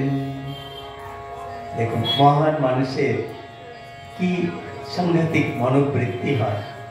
তিনি বললেন ঋষি বালক আমার কত উপকার করেছেন, আমি গোবিন্দ চরণ স্মরণ করতে ভুলে গেছিলাম, বিষয়াসক্তিতে মোহে আমি আচ্ছন্ন হয়ে পড়েছিলাম। হে ঋষি বালক তুমি আমার পরম মঙ্গল করলে, আমার গোবিন্দের দিকে মতি ফিরিয়ে দিলে। তাই পরীক্ষিত কি ঠিক করছেন যে বিষ্ণু পাদ উদ্ভূতা পতিত পাবনী গঙ্গা ছাড়া এই নরাধমকে এই কে আর উদ্ধার করবে। তাই তিনি গঙ্গার তীরে আশ্রয় নেওয়ার সিদ্ধান্ত নিলেন এবং যে 7 দিন তার অবশিষ্ট আছে জীবনের আয়ু পরমায়ু, সেই 7 দিন তিনি ঠিক করলেন আমি গঙ্গা তীরে বসে থেকে প্রায় বেশনে থাকব। তিনি আহার গ্রহণ করছেন না, তিনি জল গ্রহণ করছেন না, একেবারে প্রায় বেশনে তিনি থাকলেন গঙ্গার তীরে বসে। আর তার মনে বারবার প্রশ্ন আসছে যে কিভাবে এই যে ব্যক্তি মৃত্যু মুমূর্ষু ব্যক্তি, মৃত্যু যার সামনে দাঁড়িয়ে আছে 7 দিন পরে, সেই ব্যক্তির কিভাবে এই 7 দিন কাজে লাগানো উচিত, কিভাবে এই অবধারিত মৃত্যুর মুখে দাঁড়িয়ে সেই ব্যক্তির কি করা উচিত। পরীক্ষিত এভাবেই গভীর চিন্তায় নিবিষ্ট হলেন। আর ওখানে রাজ্যের যারা মানুষজন ঋষি বা সাধক ছিলেন তারা ভাবছেন যে একটা অদ্ভুত কিছু ঘটবে নিশ্চয়ই। মুনি ঋষিরাও এসছেন পরীক্ষিতকে দেখতে যে তিনি এত বড় রাজ্য সব ছেড়ে চলে গেলেন, হ্যাঁ কত বড় তার ধৈর্য। আর এখন কি ভগবান স্বয়ং এসে তার সাবমোচন করবেন না? অনেকে ভাবছেন, অনেকে নরেরকম ভাবনা, অনেক ঋষি মুনিরা ভাবলেন যে তাহলে এই সময় যদি ওখানে থাকি তাহলে হয়তো স্বয়ং শ্রীকৃষ্ণের দর্শন হয়ে যাবে আমাদের মানুষ চক্ষেই। বলে সকলেই গঙ্গা তীরে ভিড় করছেন, মুনি ঋষিরা চারিদিক থেকে এসে। ভাগবতী এরকম বলা আছে দেখবেন যে অসৎ লোকেরা যখন তীর্থক্ষেত্রগুলিতে ভিড় করে একটু তো পবিত্রতা কমে যায়, তো সেই পবিত্রতাকে সংশোধন করে দেন কারা? ওই ঋষিরা, ওই সাধুরা, ওই সন্ন্যাসীরা যখন আবার সেই ভূমিতে যান তখন সেই তীর্থক্ষেত্র পুনরায় পবিত্র হয়ে যায়। তো তাই তিনি সেই সময় ভাগবতের উল্লেখ আছে যে কারা এলেন দেখুন, অত্রি মুনি, বশিষ্ঠ, চবন, ভৃগু, অঙ্গিরা, পরাশর, বিশ্বামিত্র, পরশুরাম, নারদ তারাও সেখানে উপস্থিত হয়েছেন। আর পরীক্ষিত ভাবছেন যে যখন রাজা ছিলাম তখন তো এত মহান ঋষিদের আমি দর্শন পাইনি, তাদের চরণধূলি পাওয়ার মতো সৌভাগ্য আমার হয়নি। আজ মুনি ঋষিদের পদধূলি পাবার সৌভাগ্যই আমার হতো না যদি না ওই ঋষিপুত্র অজা, যদি না ওই ঋষিরা এসে আমাকে এই স্থানকে পবিত্র না করতেন, আর আমাকে ওই ঋষিপুত্র যদি অভিশাপ দিয়ে করুণা না করতেন, তাহলে এই করুণা আমি পেতাম না। মুনি বালকের সাপে 7 দিনে তার মৃত্যু হবে জেনেও তার প্রতি পরীক্ষিতের কোনো রাগ নেই, বরং বলছেন মুনি বালকের কৃপাতে আজ আমার এই সৌভাগ্য, আহা আমার এই সৌভাগ্য। পরীক্ষিত তখন মুনি ঋষিদের প্রণাম করে তাদের বসতে অনুরোধ করলেন। তারা সকলে আসন গ্রহণ করলেন। পরীক্ষিত সবাই বসার পর বলছেন, তস্যৈব মেহগস্য পরা পরাবরেশো ব্যাসক্ত চিত্তস্য গৃহস্য বিঘ্নম নির্বেদ মূলো দ্বিজ সাপরূপ যত্র প্রসক্ত ভয়মাশু ধত্তে। মহানুভব পাণ্ডব বংশে জন্মগ্রহণ করেও ঋষির মর্যাদা লঙ্ঘনকারী বিষয়াসক্ত এই নরাধমের বৈরাগ্য উৎপাদনের জন্য সর্বেশ্বর শ্রীকৃষ্ণই ব্রহ্মসাপ রূপে আমাকে কৃতার্থ করেছেন। তার চরণে অনুরাগ হলে মানুষ জন্ম মৃত্যুর ভয় থেকে মুক্তি লাভ করে। সুতরাং ব্রহ্মসাপ আমার পক্ষে পরম কল্যাণকর হয়েছে, কারণ ব্রহ্মসাপ না হলে আমার সংসারে বৈরাগ্য আসতো না এবং আপনাদের শ্রীচরণ দর্শনও আমার হতো না। এখন আর আমার কোনো ভাবনা নেই। আপনারা আমাকে আপনাদের চরণাশ্রিত দাস বলে গ্রহণ করুন এবং সকলে ভুবন মঙ্গল শ্রী গোবিন্দ গুণকীর্তন করুন। তক্ষ কেশে স্বচ্ছন্দে আমাকে দংশন করে যা। কি মনোবল দেখুন! বলছেন আপনারা সকলে গোবিন্দ গুণকীর্তন করুন আর তক্ষক নিশ্চিতে এসে আমাকে দংশন করে যা। পুনশ্চ ভূয়াদ ভগবত্তনন্তে রোতিঃ প্রসঙ্গশ্চ তদাশ্রয়েষু মহৎসু জামুপজামি সৃষ্টিং মৈত্রস্তু সর্বত্র নমো দ্বিজেভ্যো।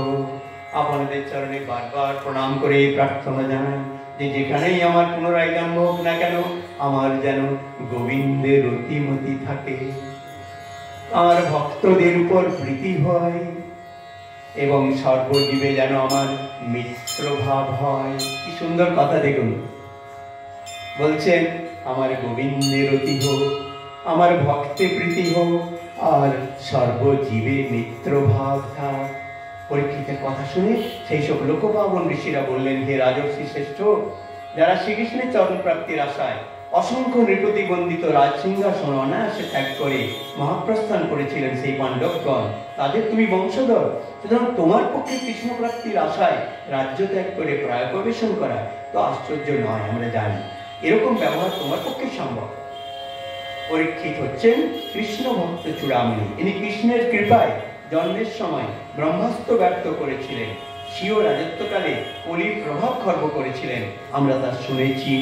যাই হোক, ঋষিদের সহানুভূতিপূর্ণ কথা শুনে পরীক্ষিত তাদের বললেন, আপনারা কোনো কিছু কামনা না করেই জীবের মঙ্গল করেন, কল্যাণ করেন। এই যে আপনাদের সভা, মহান ব্যক্তিদের সভা, আর তারই জন্য আপনারা আমাকে কৃপা করতে আমার এই শেষ সময়ে এখানে এসেছেন। সুতরাং আপনারা আমায় উপদেশ করুন, আমার এখন কর্তব্য কি? আর 7 দিন মাত্র আমার আয়ু রয়েছে। এখনো যদি আপনারা আমার কর্তব্য ঠিক করে না দেন, তবে আমার কি গতি হবে? তাই আপনাদের জিজ্ঞাসা করছি। ততশ্চ পৃচ্ছমিদং বিপৃচ্ছে বিশ্রব্য বিপ্রা ইতি কৃত্যতায়াম সর্বাত্মনা ম্রিয়মাণৈশ্চ কৃত্যং শুদ্ধঞ্চ তত্র মৃষতাভিযুক্তাঃ। পরীক্ষিত আরো বললেন, ম্রিয়মান আসন্ন মৃত্যু জীবের কর্তব্য কি? পরীক্ষিতের সময়োচিত যুক্তিযুক্ত প্রশ্ন শুনে সমাগত ঋষিরা একে অপরকে জিজ্ঞেস করছেন, কি বলা যায়? ঋষিরাও তো একটু একটু কনফিউজ। কি বললে পরীক্ষিতকে সঠিক উত্তর দেওয়া হবে একেবারে মৃত্যু দাঁড়িয়ে আছে দুয়ারে। সেই পরীক্ষিত প্রশ্ন করছেন, আমার কি কর্তব্য? হে মহারিষিগণ, আপনারা বলে দিন। ভাবছেন ওরা, ঋষিরা পরস্পরের মধ্যে আলোচনা করছেন যে 1 সপ্তাহে সিদ্ধি লাভ কোনো সাধনাতেই নেই। তাহলে তারা তখন নিজেদের মধ্যে আলোচনা করছেন কি বলা যায়। ঋষিরাও মহা বিপদে পড়েছেন, যারা সেখানে বসেছিলেন সবাই খুব বিপদে আছেন। কি বলবো পরীক্ষিতকে? কি মিথ্যা সান্ত্বনা দেওয়া যায় না? ঋষিরা মিথ্যা বলবেন না, তারা সত্যাশ্রয়ী সত্যবাদী, সুতরাং মিথ্যা বলতে পারবেন না। ঋষিরাও মহা বিপদে পড়লেন। এমন সময়ে পরীক্ষিতের ভাগ্য আকাশে যেন পূর্ণচন্দ্রের উদয় হলো। সেই সময় আজন্ম সংসার মুক্ত পরমহংস চূড়ামণি ব্যাসপুত্র সুখদেব নিজের ইচ্ছায় ঘুরতে ঘুরতে সেই গঙ্গা তীরে এসে উপস্থিত হলেন। ভাগবতে তার এই আগমনকে এরম ভাবে বলা হয়েছে, তত্রা ভবদ ভগবান ব্যাসপুত্র যদৃচ্ছয়া গামটমানোহনপেক্ষ্য আলক্ষলিঙ্গো নিজ লাভতুষ্ট বৃতশ্চ বালৈরা অবধূত বেশঃ।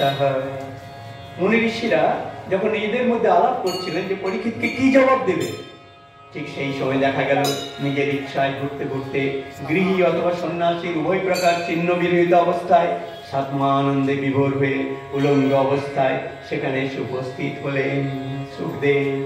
তাকে পাগল বধ মনে করছে, ছোট ছেলেরা ঢিল ছুটছে পেছনে থেকে। সেই অবস্থায় সুখদেব আসছেন। সুখদেবের আকৃতি ছিল 16 বছরের যুবকের মতো। হাত পা এবং শরীরের অন্যান্য অবয়ব ছিল অতি সুন্দর। আকর্ণ বিস্তৃত নয়ন, উন্নত নাসিকা, সুললিত কর্ণদ্বয়, মনোহর ভ্রুযুগল, শোভিত মুখমণ্ডল এবং কণ্ঠদেশ শঙ্খের মতো ত্রিরেখান্বিত। সুখদেবের এই উপস্থিতিটা সেখানের পরিবেশকে পাল্টে দিল। সুখদেবকে দেখে সুখদেব যখন দেখলেন পরীক্ষিতকে, তিনি উঠে গেলেন। ভক্ত চূড়ামণি পরীক্ষিত তখন অচঞ্চল শান্তভাবে উপবিষ্ট সর্বজ্ঞ শিরোমণি সুখদেবের কাছে এসে চরণে প্রণাম করে জোড়হাতে জিজ্ঞাসা করলেন এবং তাকে যথাযথ সম্মান প্রদর্শন করলেন। পাণ্ডবদের পরম বান্ধব শ্রীকৃষ্ণ পাণ্ডব বংশে জন্মেছি বলে আমার প্রাণ রক্ষা করেছিলেন, তারই জন্য পাণ্ডব বংশে জাত বলে এবারও শ্রীকৃষ্ণ আমাকে নিস্তার করবার জন্য হে সুখদেব মহারাজ তিনি আপনাকে পাঠিয়েছেন। অত পৃচ্ছামি সংসিদ্ধিং যোগিনাং পরমং গুরুং পুরুষস্যেহ যৎকার্যং ম্রিয়মানস্য সর্বথা। যোগীদেরও পরম গুরু সর্বসিদ্ধিদাতা আপনার যখন দর্শন লাভ করেছি তখন আসন্ন মৃত্যু জীবের কর্তব্য কি তা জিজ্ঞাসা না করে থাকতে পারছি না। এই প্রভু, জীবগণের যা শ্রবণ করা উচিত, যা জপ করা উচিত, যেসব নিয়ম পালন করা উচিত, যা স্মরণ করা উচিত, যাকে ভজন করা উচিত এবং যাতে পরমার্থ প্রাপ্তির বাধা না হয় তা কৃপা করে আমায় উপদেশ করুন। এই প্রশ্ন কিন্তু পরীক্ষিতের মুখ দিয়ে সবার জন্য করছেন পরীক্ষিত, সব মানুষের জন্য, পৃথিবীর সব মানুষের জন্য পরীক্ষিত প্রশ্ন করছেন সুখদেবের কাছে। তো এই আসন্ন মৃত্যুর সময়ে আমার কি কর্তব্য প্রভু? আমি কি শ্রবণ করব, কোন নিয়ম পালন করব, কি মন্ত্র জপ করব, ভগবানের অনন্ত মূর্তির মধ্যে কোন মূর্তির চরণে আত্মসমর্পণ করব এবং কোন কাজ আমার পক্ষে অনিষ্টকর তাও কৃপা করে বলুন, যাতে 7 দিনের মধ্যে আমি পূর্ণতা লাভ করতে পারি। সুখদেব করুণ ভাবে আত্মী জানাচ্ছেন। মহারাজ পরীক্ষিত সুখদেবকে বলছেন, পাণ্ডবদের রক্ষাকর্তা শ্রীকৃষ্ণই আপনাকে আমার কাছে পাঠিয়েছেন, নইলে এমন পুণ্য কি আমার আছে যে এই সময় আপনার দর্শন পাব?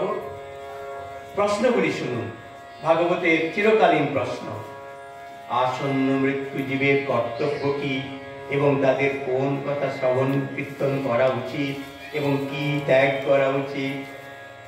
প্রশ্ন থেকেই বোঝা যাচ্ছে যে পরীক্ষিত জগৎ সম্বন্ধ ত্যাগ করে জগৎপতির সাথে সম্বন্ধ স্থাপন করবার জন্য ব্যগ্র হয়ে সুখদেবকে উপায় জিজ্ঞাসা করছেন।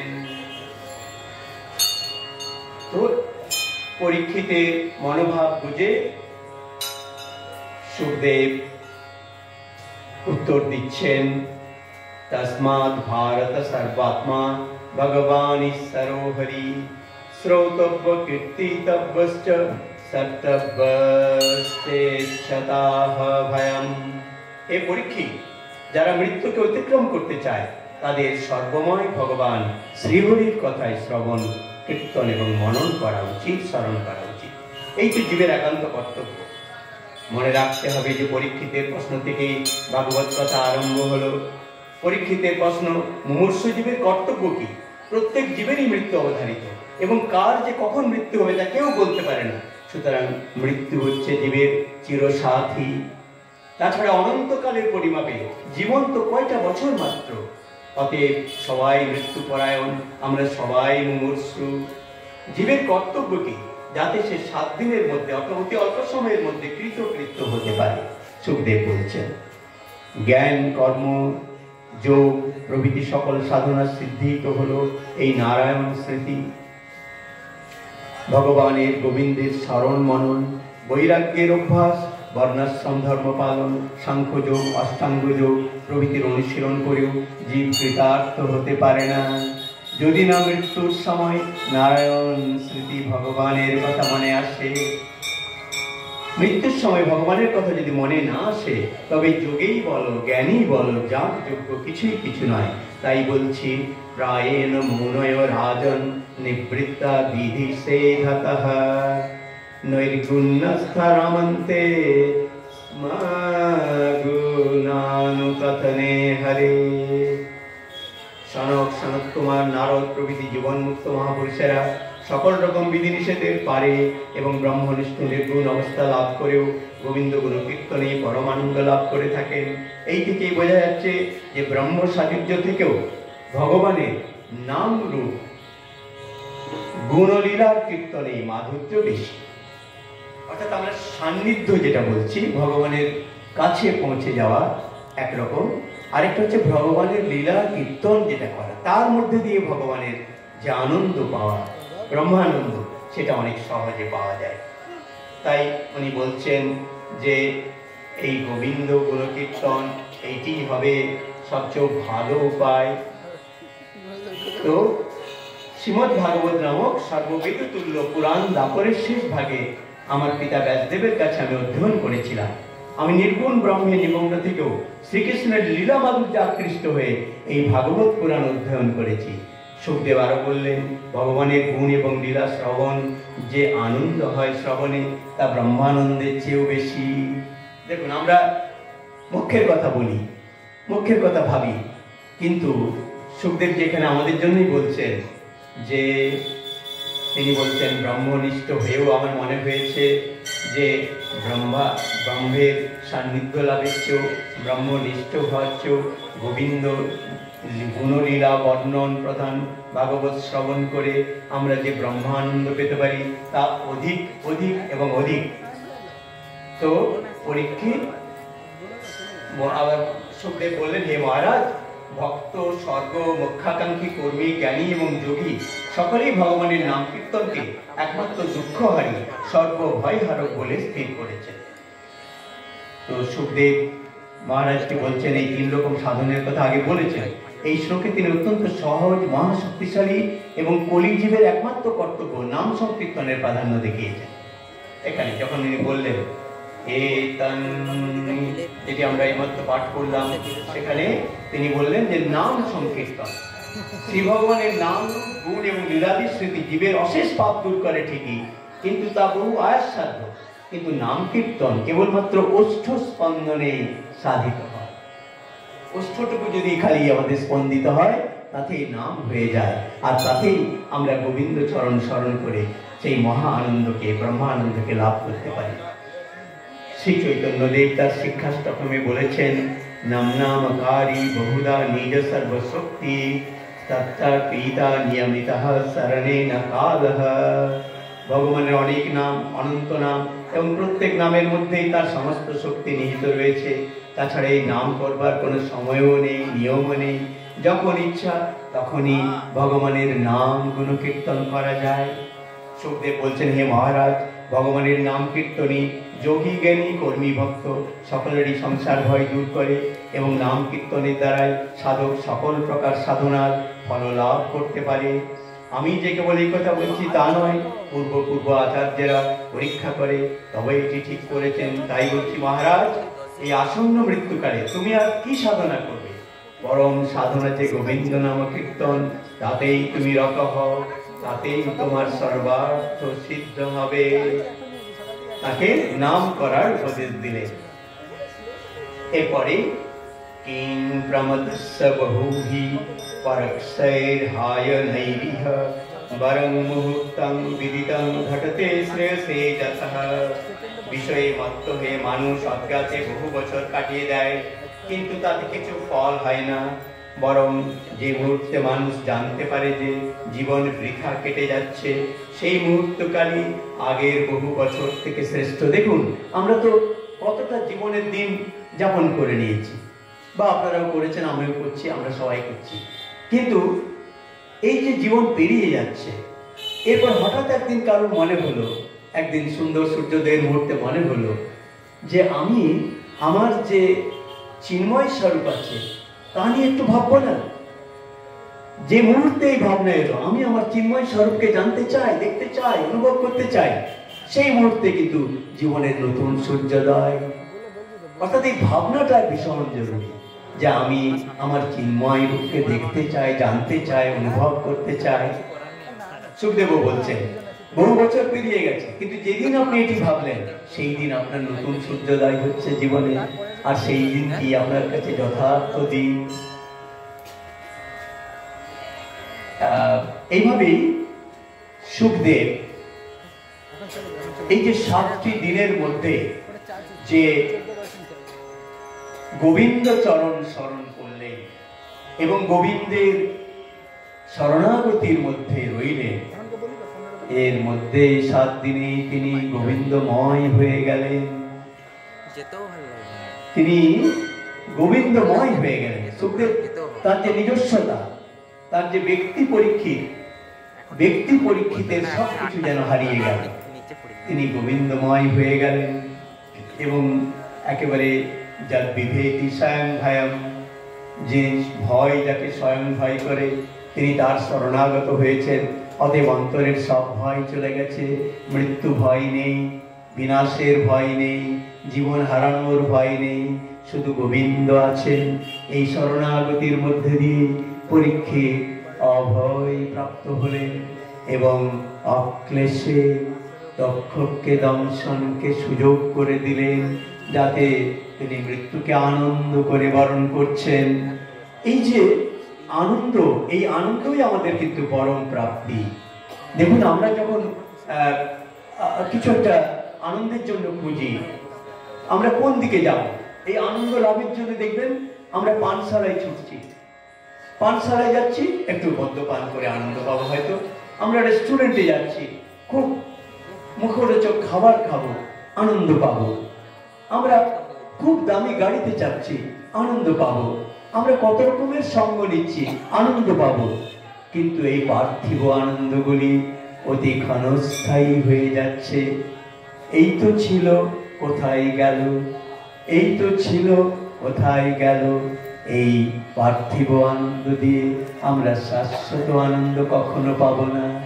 তাই সুখদেব মহারাজ আমাদের উপদেশ দিলেন যে যখন আমরা পার্থিব বিষয় বাসনা থেকে, পার্থিব মোহের কাজল একটু মুছে দিয়ে সেই চিন্ময় স্বরূপের সন্ধান করব এবং গোবিন্দ প্রীতির মধ্যে দিয়ে, গোবিন্দ শরণাগতির মধ্যে দিয়ে আমরা যখন সেই চিন্ময় আনন্দকে লাভ করার চেষ্টা করব, সে আনন্দ কিন্তু অক্ষয়, অব্যয়, শাশ্বত আনন্দ। তাই ছোট আনন্দ, ঠাকুর শ্রীরামকৃষ্ণ বলছেন বারবার, বিষয় আনন্দ ব্রহ্মানন্দের কাছে খুব ছোট হয়ে যায়, খুব বিস্বাদ হয়ে যায়। তাই ব্রহ্মানন্দের জন্য আমাদের ওই গোবিন্দ চরণ শরণাগতি যত হবে, তত আমরা কিন্তু তার কাছে যাব। একটি বিশেষ জায়গায় আমি দেখছিলাম ভাগবতে, যেখানে বলা হচ্ছে যে আমরা যখন কোনো কাজ করি, আমরা পার্থিব জীবনে যখন কোনো কিছু পেতে চাই তখন আমরা নানান দেবদেবীর পুজো করি।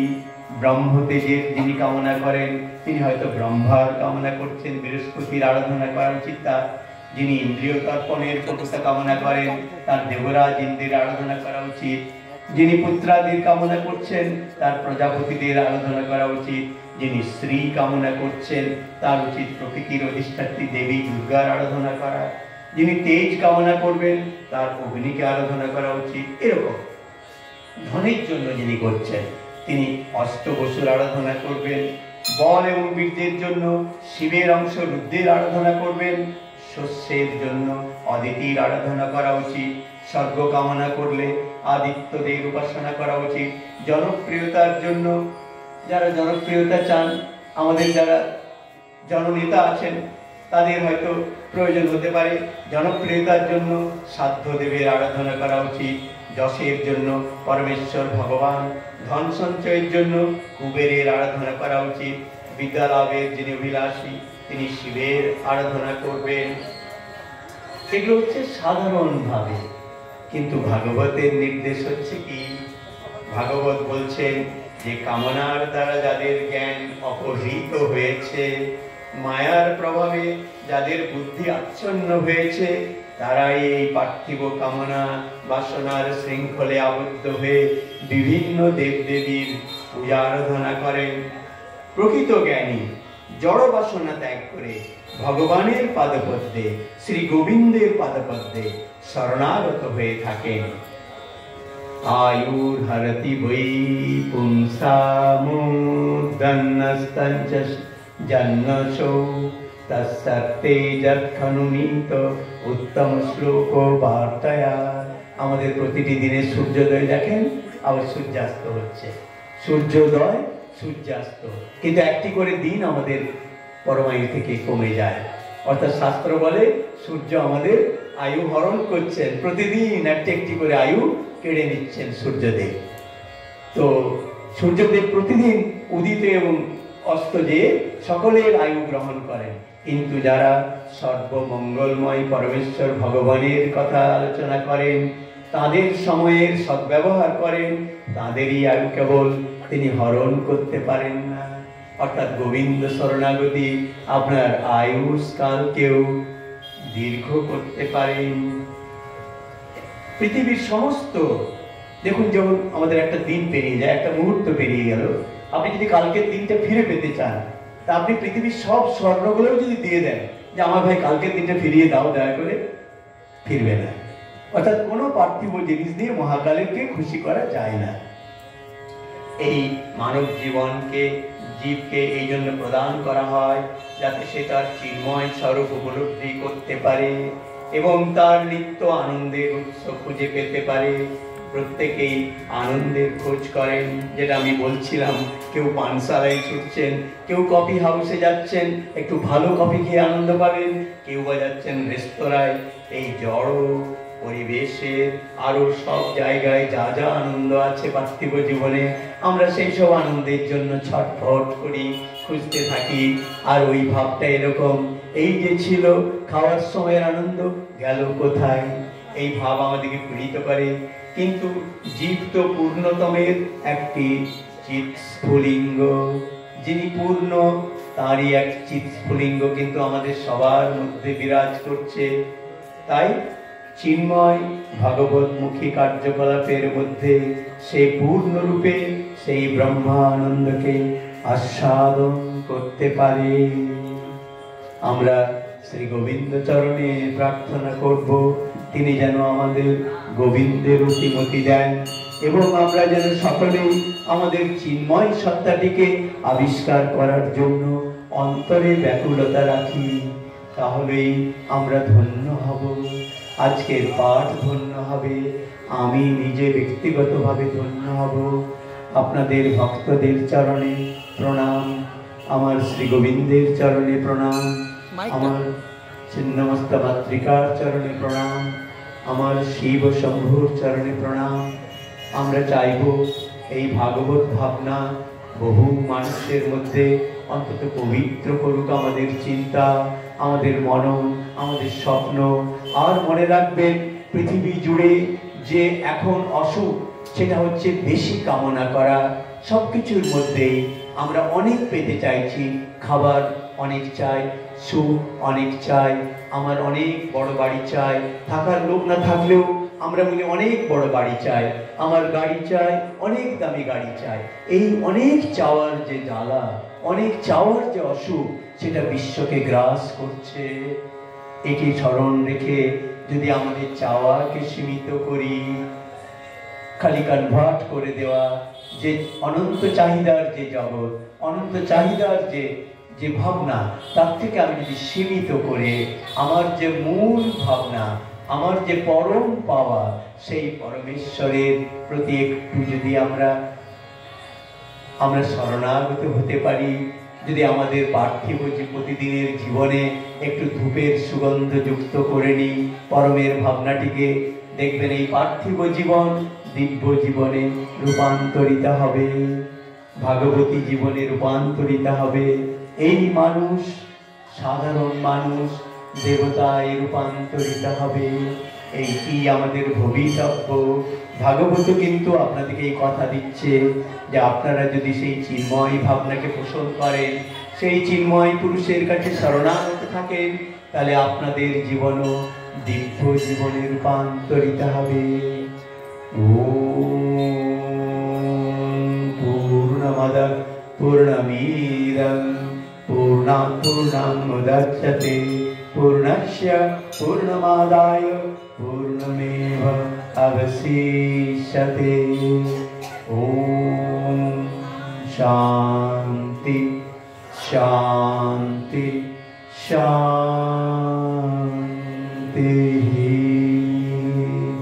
हरि ओम तत्सत्।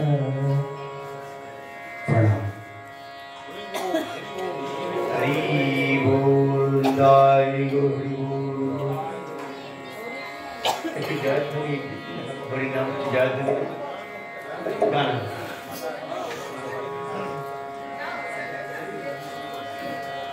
আপনারা খুব কষ্ট করে শুনেছেন, আমাকে সঙ্গ দিয়েছেন, আমি ধন্য কৃতার্থ, আমি ঋণী থাকছি আমার কথা শোনার জন্য। এটুকু বলছি, মায়েরা যারা আছেন, আমার পিতারা যারা আছেন, তাদের সবার প্রতি আমার কৃতজ্ঞতা জ্ঞাপন করছি। এতটি সময় ধরে আপনারা শুনেছেন, এটাই আমি কৃতার্থ। ভগবান আপনাদের সবার করুণা করুন, মঙ্গল করুন।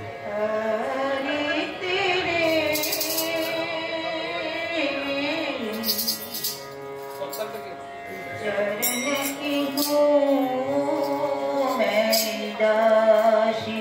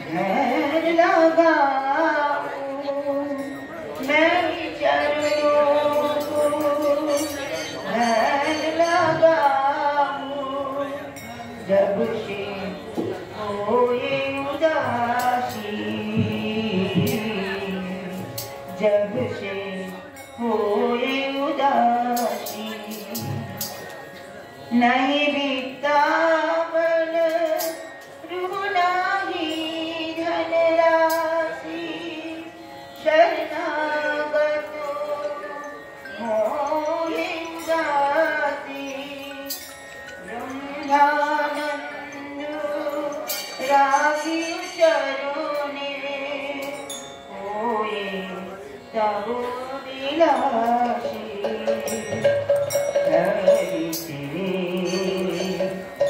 हरि तेरे चरण की हूँ मैं चरण की हूँ मैं चरण की हूँ मैं राशि राशि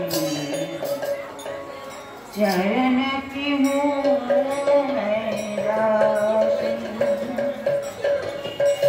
ना मेरज पेन कछु ना हूँ नहीं सुख भोग विलासी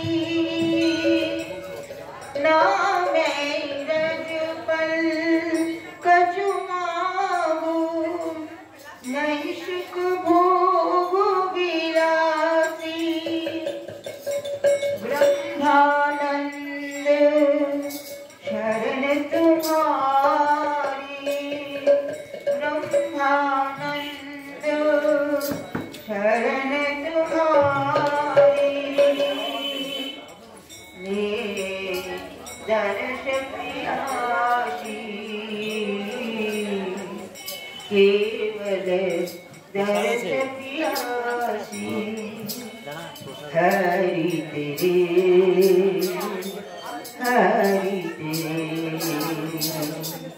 चरण के हूँ मैं चरण की हूँ मैं चरण की हूँ मैं दासी दासी चरण की हूँ मैं दासी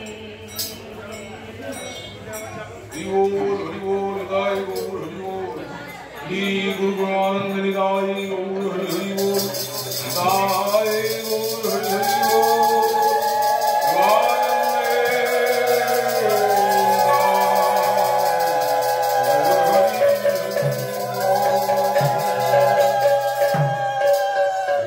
वंदेहं श्री गुरु श्रीयुत पदकमला श्री गुरु वैष्णवांश्च श्रीरूपं शक्रदातं सकल रघुनाथान्वितां शक्तिवान् शास्त्रैत शावधृतं परिजन सहितं श्रीकृष्ण चैतन्यदेवा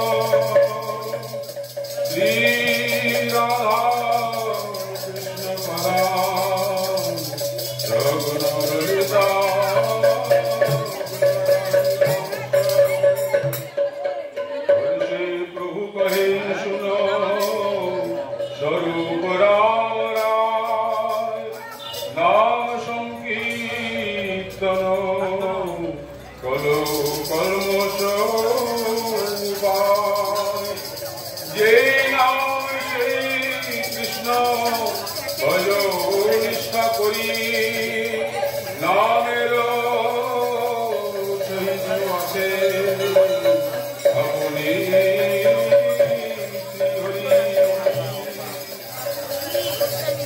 আজকে এই দিনটিতে অতি অত্যন্ত পবিত্র দিনে শান্তনুকে আমাদের সবাইকার সাধুবাদ জানানো উচিত। আজকে ওর জন্মদিন, তো জন্মদিনে সবাই আমরা বিভিন্ন রকম খানা পিনার ব্যবস্থা করি, পার্টি, এখন যেটা হয়েছে পার্টি। তো সেই পার্টি না করে ও একটা বিরাট মহৎ কার্য করেছে, যার জন্য সবাই মিলে আমাদের ওকে খুব আশীর্বাদ জানানো উচিত। ওর জীবন আরো মধুময় হোক, আরো সুবর্ণ হোক, আরো সফল হোক, ওর এই প্রতিষ্ঠানটি যেন আরো সফলভাবে প্রতিষ্ঠিত হতে পারে। হ্যাঁ, শ্রী গুরুর কাছে, শ্রী গোবিন্দের কাছে এই প্রার্থনা। কাছে আমাদের একটি নিবেদন, আমাদের একটি প্রসাদের ব্যবস্থা করা হয়েছে। আপনারা অনুগ্রহ করে প্রসাদ গ্রহণ করবেন।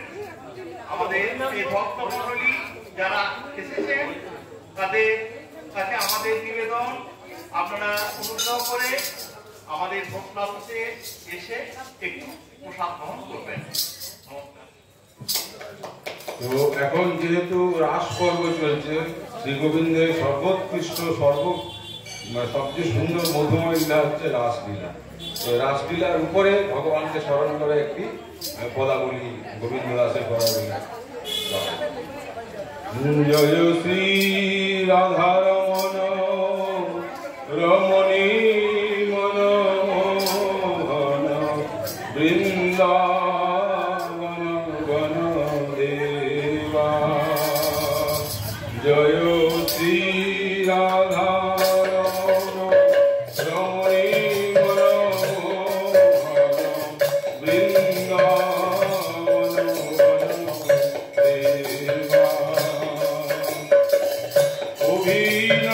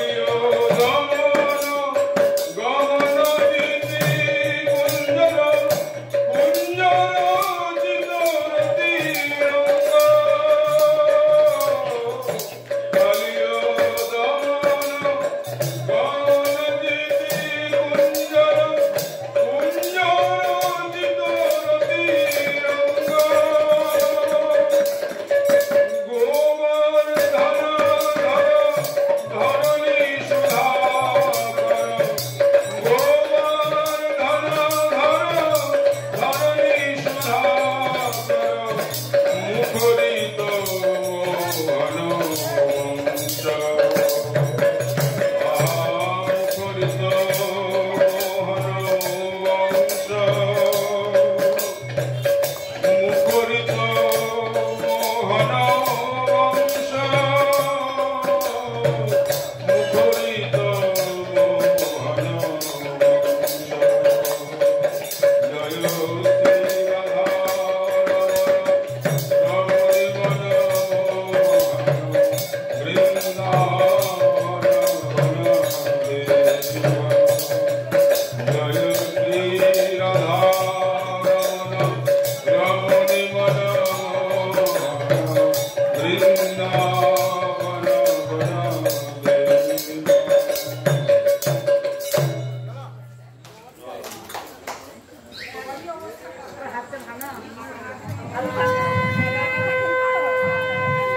আমরা সবাই একসাথে ঠাকুরের নাম কীর্তন করতে করতে হজলা অফিস যাব হেঁটে হেঁটে। এটাও একটা অভিজ্ঞতা। সেখানে প্রসাদ গ্রহণ না করলে ভাগবত পাঠ সম্পূর্ণ হবে না। আমাদের ভাগবত কথা পুরোটা এখনো শেষ হয়নি। আমি সবাইকে আমার সাথে একটু বলার জন্য রিকোয়েস্ট করব। Happy birthday to Shantanu, happy birthday to Shantanu, happy birthday to Shantanu. বার্থডেটা যে এভাবে সেলিব্রেট করা যায় তার একমাত্র প্রদর্শন আমরাই করলাম হসলার। জয় হসলা।